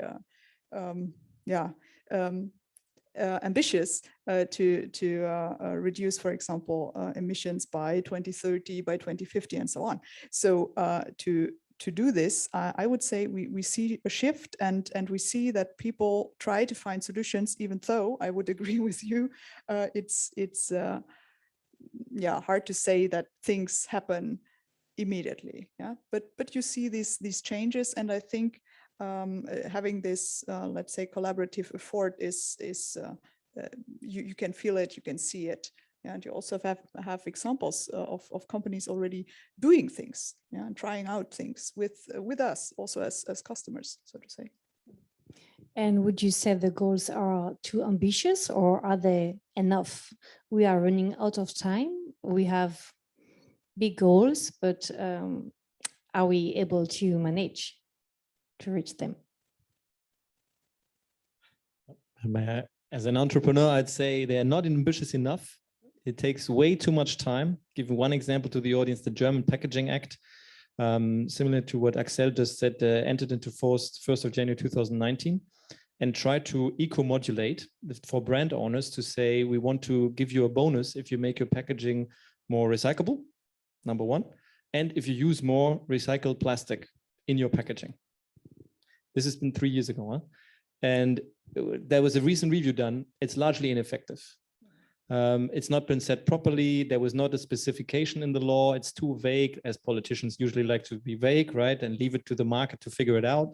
But in Germany, I can say that has not worked, and it will not work. I make that projection if it doesn't become like very stingy, in the sense that like what Axel just said. I mean, if I'm a brand owner and I get punished by the government by using non-recyclable plastics, I will still make the following calculation. I can use virgin plastic plus the punishment. If that's still cheaper than using recycled plastic, I'll keep on using virgin plastic. Yeah, and I'm going to couch it in terms of, well, now I'm using more sustainable materials, blah, blah, blah. But I would say to your question, it's not ambitious enough. The time is really over, I would say, you see 50 million tons entering the ocean every year. I think the time for politicians and for us as civil society to look away is really over. Yeah, and I can only recommend I'm going to make a little bit of advertisement here for Breaking Boundaries, a great Netflix documentary by the Swedish, I guess, geographer, scientist Erik Rockström, who's defining the 9 planetary boundaries where humanity is way beyond, and we are close to the point of no return. Now, of course, they always have to be a little bit alarmist, but I think whenever I'm in the environment and panels like that, I always urge, guys, we don't have time to now have the next review of the law in 3 years, and then we're going to have a study by Deloitte and McKinsey, and then we're going to discuss it, and then it's going to be another update. The facts are clear. Also, the measures are clear. What are we waiting for? Axel Darut, would you like to react to this? Yeah, fully agree with you. I think we didn't focus enough on reduction. Like, it was really on recyclability, on recycling solution.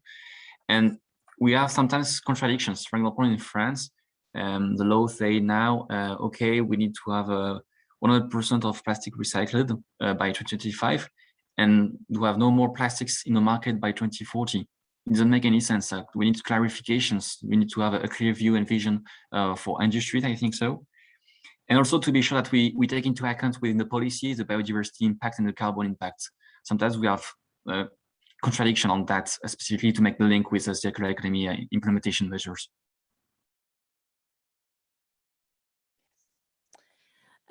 Are the big industries, car industry, phone industry, willing to shift? You say they understood, but if there's the will to shift to circular economic models?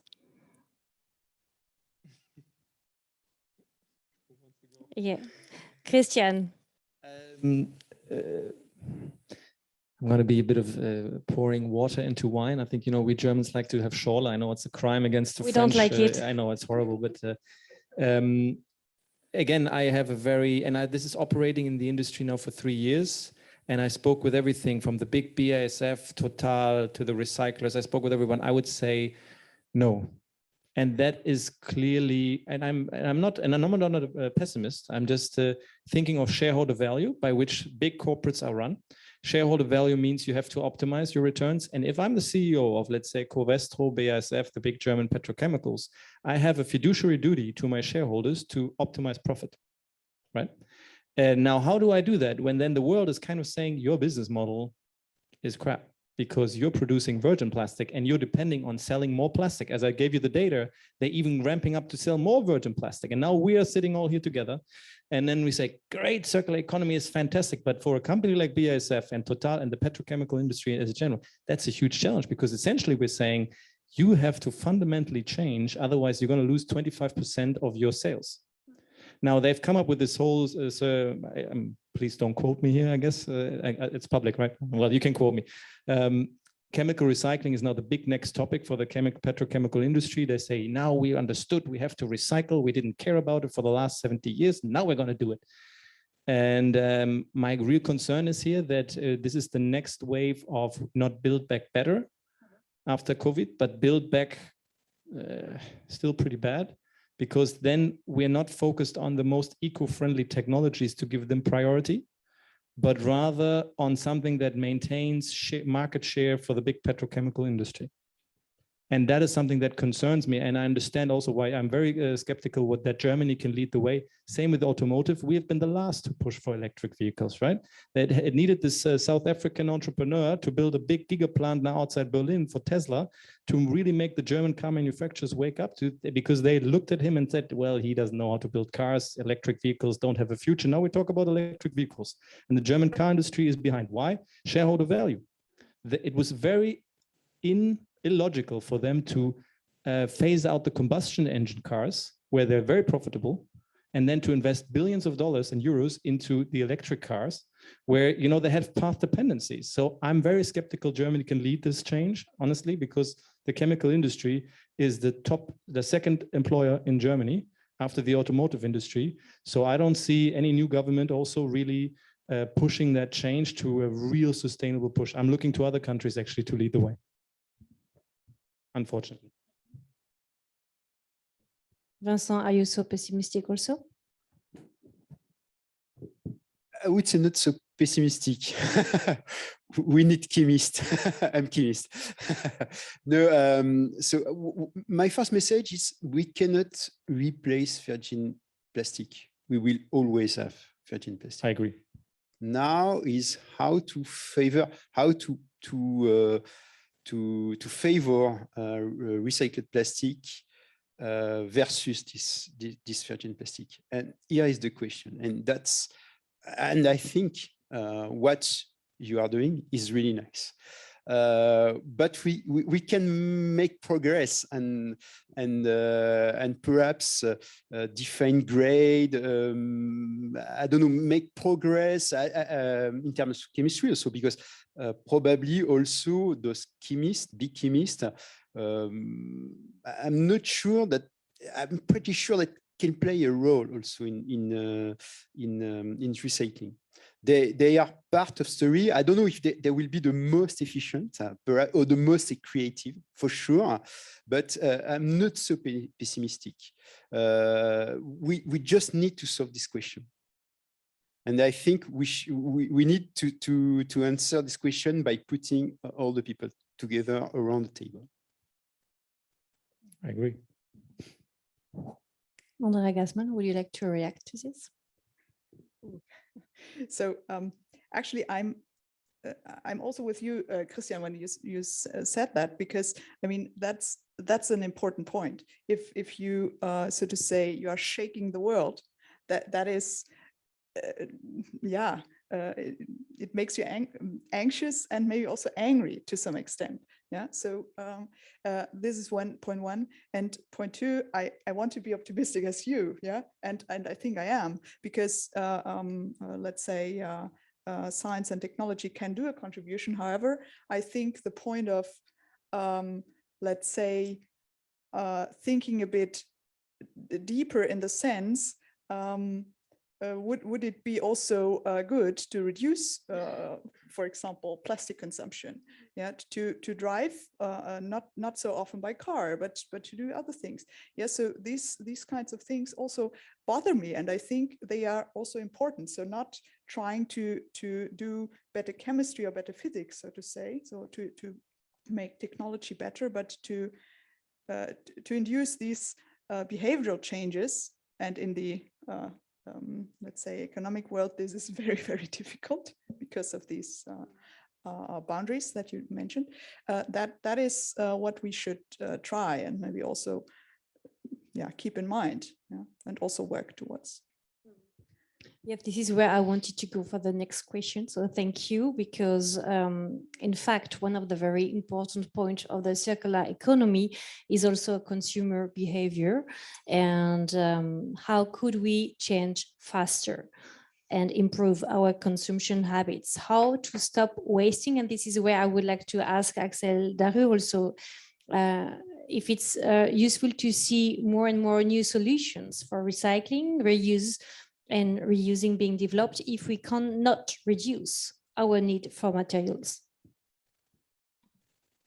I think once again we need a regulation, and it was the case here in France with now a new reusable targets, promotion of bulk systems within retailers, because we have now a consumer trend on this type of consumption. So we need to really follow these trends, habits, by including these new way of consumptions within the society.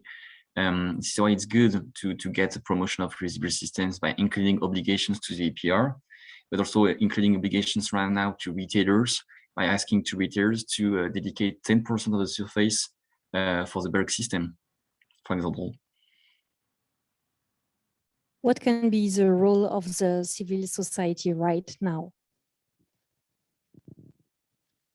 Christian Schiller. Well, and I'm a very optimistic person. Don't get me wrong. I'm just very critical and for big corporates to change quickly. That's realistic, we can say. Yeah, let's be realistic. Yeah. The role of the consumer, of course, it always starts with us making smart decisions at the point of sale, right? Looking at the packaging and check out, does the packaging have a recycled plastic claim on it? And if so, look deeper. Because not every recyclate, Axel, you will agree, is made equal. Post-industrial waste that has never really seen the consumer is much easier to recycle than so-called post-consumer waste.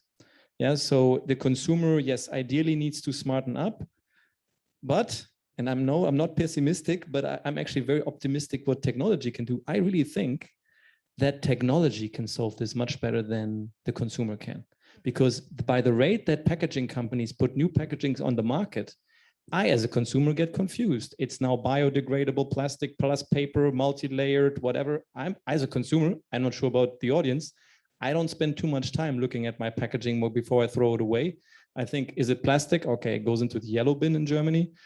Or if it's not plastic, it goes into the other bin. Like maybe there's the exceptions to the rule here in the audience, but I think technology is the one that should take this complexity out of the hands of the consumer. Because one data point, the German EPR system, the green dot, you might know, has done a study. No, it was Interzero, competitor.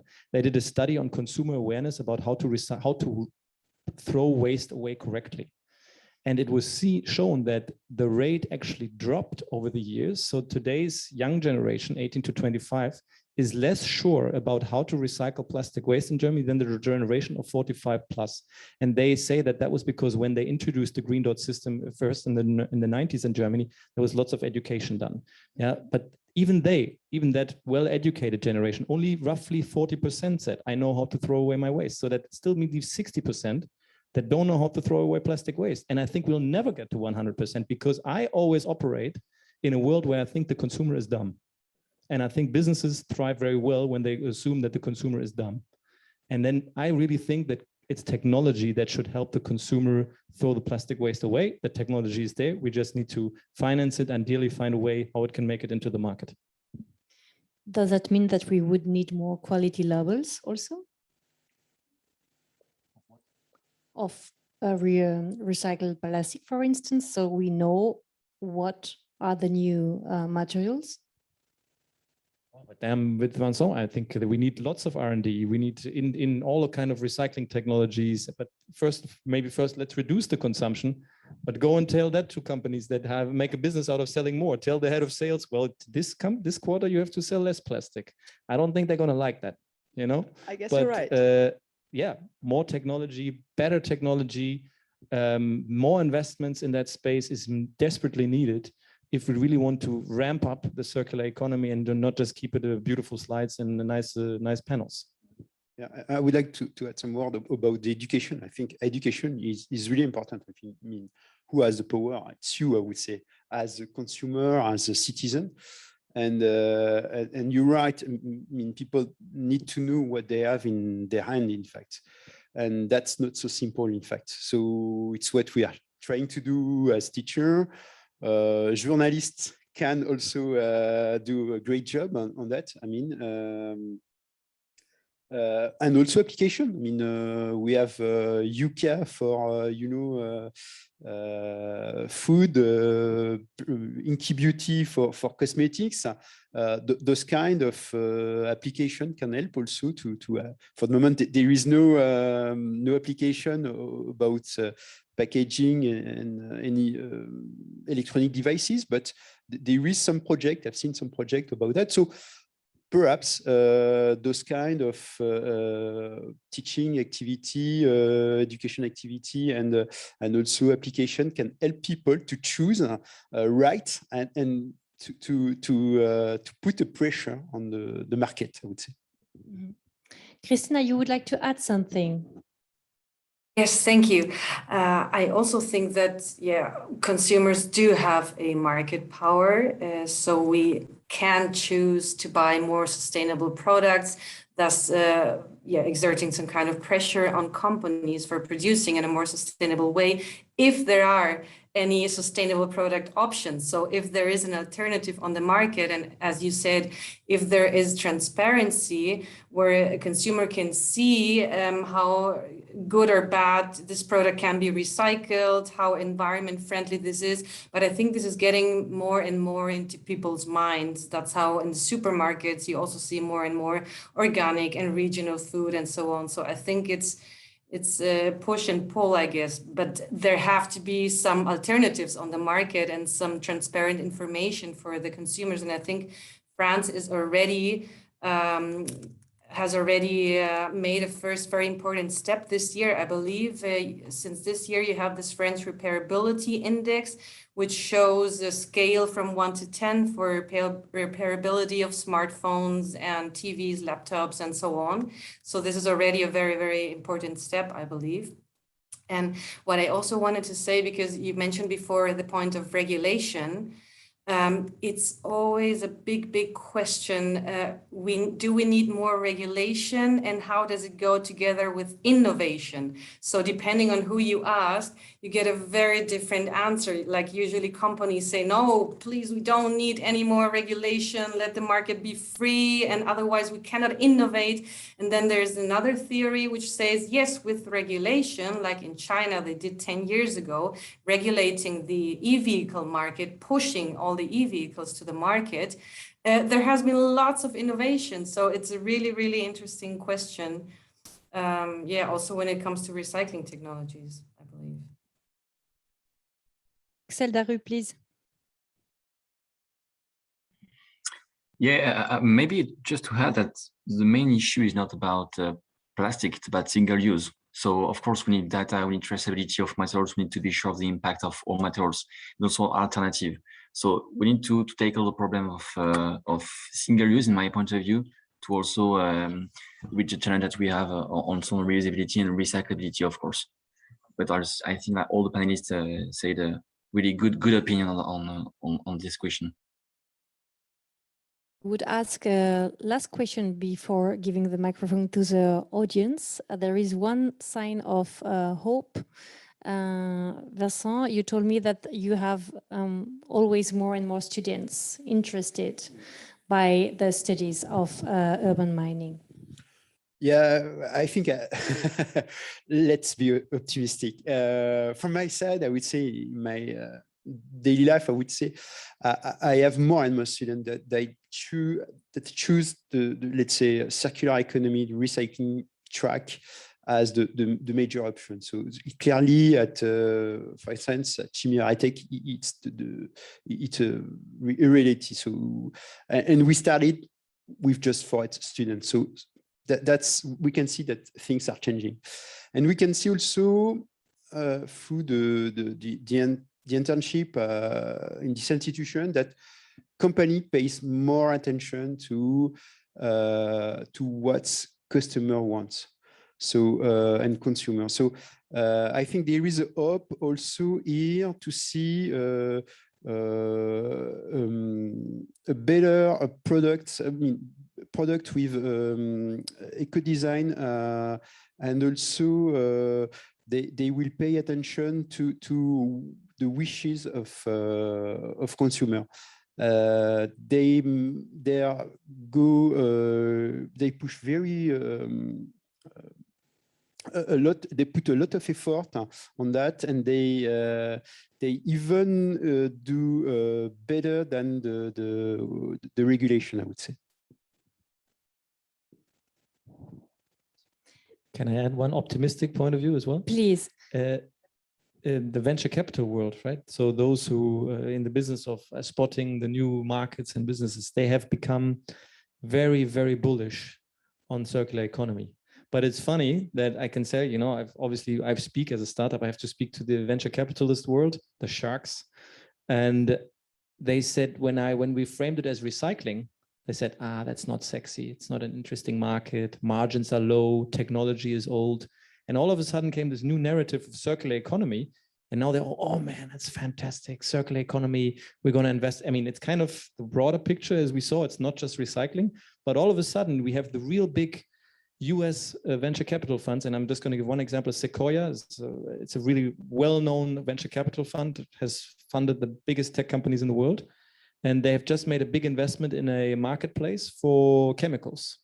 Yeah, they might be a competitor to us one day, but so I'm not going to say their name, but it's really good. This is really good sign, because when investors start investing in that, that's exactly what's needed. And that's the start of the shift of they see profit margins in the circular economy. And that's what's needed, and no longer in linear business models.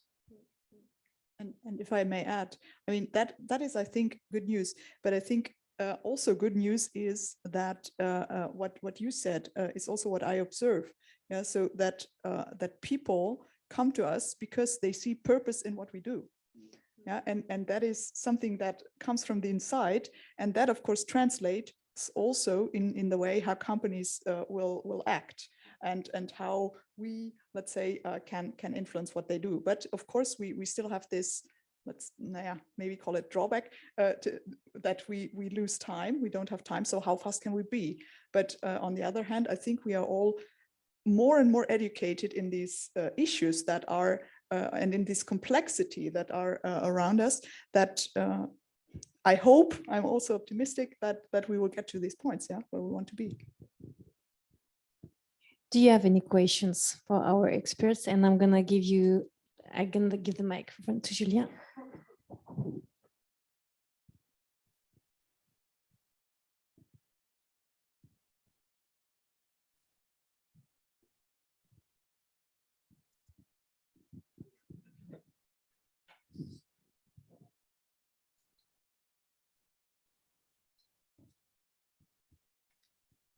My name is Franz Simon, Bundesanstalt für Materialforschung. Mr. Schiller, you are a really good salesperson, and I'm sure that your business will be successful as far the consumption of plastic is increasing. But when we have already a large recycling rate and the consumption is more or less stable, then you will see the limits of plastic recycling. It's not the same as with aluminum, and aluminum is even a bad example. Copper is better. Then you will see that there is a technical limit, and perhaps you and we should start a new business, build and operate waste incineration plants in Southeast Asia. Thank you for that comment. I do believe, though, that if you think of mechanical recycling technologies, there was a study also brought up by acatech actually last year for the innovation dialogue between the federal German government and the economy, and that it showed the untapped potential of improving mechanical recycling technologies as well as other recycling technologies, because in the past there have been so little R&D technology investments going into that sector. And there are very promising signs, and mind you, I'm not a chemist, but I can quote you from, this is companies that have really made huge advances just in the last year. The company called, I'm going to quote it here, Ineos together with Tomra have developed mechanically recycled food grade polystyrol from post-consumer waste. This has never been done before. Food grade, that's the highest class of recycling plastic, right? That was out as post-consumer material. The company Erema, machine builder from Austria, building recycling machinery, has now asked for approval of the HDPE post-consumer waste recyclates for food grade. And they have gotten food FDA approval in the United States. They are now applying in Europe for also getting food grade approval for the HDPE recyclate for the European market. So I see very promising signs that when today what is considered as non-recyclable or the limits of recycling, I say to that, yeah, that we also thought it's impossible to fly to the moon until we did it. I know that there are limits to physicality. I'm very aware that polymer chains cannot ad infinitum be recycled. That's where Vincent and I think there is a role to re-inject virgin material, but maybe it should be bioplastic from renewable feedstock and not fossil feedstock. And it should ideally, like at PET plastic, we see PET can already at today's level be kept in the loop 8 to 10 times. With PET, we do it already because we have a clean input stream. Why don't we do this with other polymers? I'm aware that there's differences in the chemicals in the polymers and in the complexity of each plastic, but I think it's a solvable problem if we start designing the plastic right from the start for recycling and not think about it as an afterthought. Yeah, we should also consider about what happens with the plastic after it has been used. So I'm very optimistic. I think that there's going to be a quantum leap ahead of us, that technology is going to show the way, not to infinitively recycle plastic, but much better than today.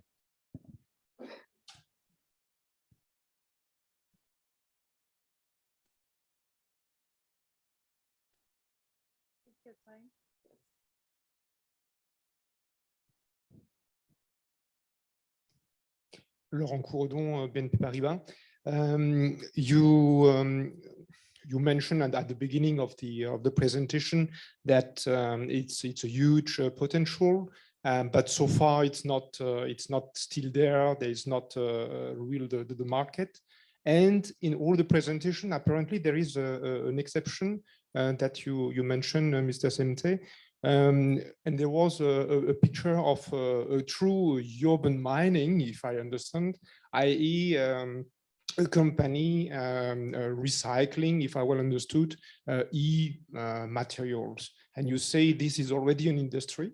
And I don't know so much about this industry. So in few words, could you describe a bit these companies which are apparently already recycling some e-waste in the cities? Okay, yeah, we are talking about a printed circuit board. So it's printed circuit board contain a lot of valuable material, precious material, so precious metal. So currently, those printed circuit board are treated by 3 big smelters in Europe, so Umicore, Boliden, and Oribis. And there is also some new companies, particularly in France, trying, and if you are interested, they are looking for financial support, like TND and Morphosis. They develop dedicated, because big smelters, they dedicate only 10% of their stream to PCB. They work with ores, classical ores from mining. That's why they are working with PCB. The 2 companies in France, TND and Morphosis, are working really on e-waste. Yeah, my name is Tobias Kopp from the state representation of Baden-Württemberg for the Ministry of Economic Affairs. One question about the legislation. So what kind of legislation or regulation would you recommend to foster really the market and the circular economy in the first place, and not regulation to, another label or even regulating the product design of products, but really thinking more on macros and a framework to create a market where we can even have profit margins and all the working economy?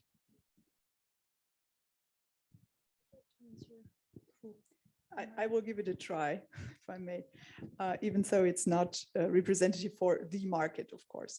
But what I see is when we talk about recycling in this case, a big point is the collection. So how do we get the smartphones out of the drawers, for example? How do we get the e-motors to some recycling process? And the point is, what I think is really a good idea is to think about deposit systems, what is of course already under discussion for different products, and that could give incentives to have the chance or a better chance to accumulate on certain spots, local spots, the material that is then to be treated by physical, chemical, mechanical, maybe biological processes. And I think it's going to be the conclusion of this evening. Thank you so much, Andrea Gassman. Thank you to Christina Müller-Marcus. Thank you to Vincent Semete, to Christian Schiller, to Axel Daru for being here with us tonight. Thank you to the audience for all the questions. Vielen Dank, merci beaucoup for sharing your expertise, experiences, thoughts, vision on this subject. And we thank also the French Embassy for this evening. Thank you to Kenny and Toshi for the regie and technical support. And special thanks to Julien Potier, who has organized this evening. If you want to know more, and if you have more questions for our experts, you're really welcome to go and meet them now during the drink offered by the Embassy. I wish you a very good evening. Thank you to all of you.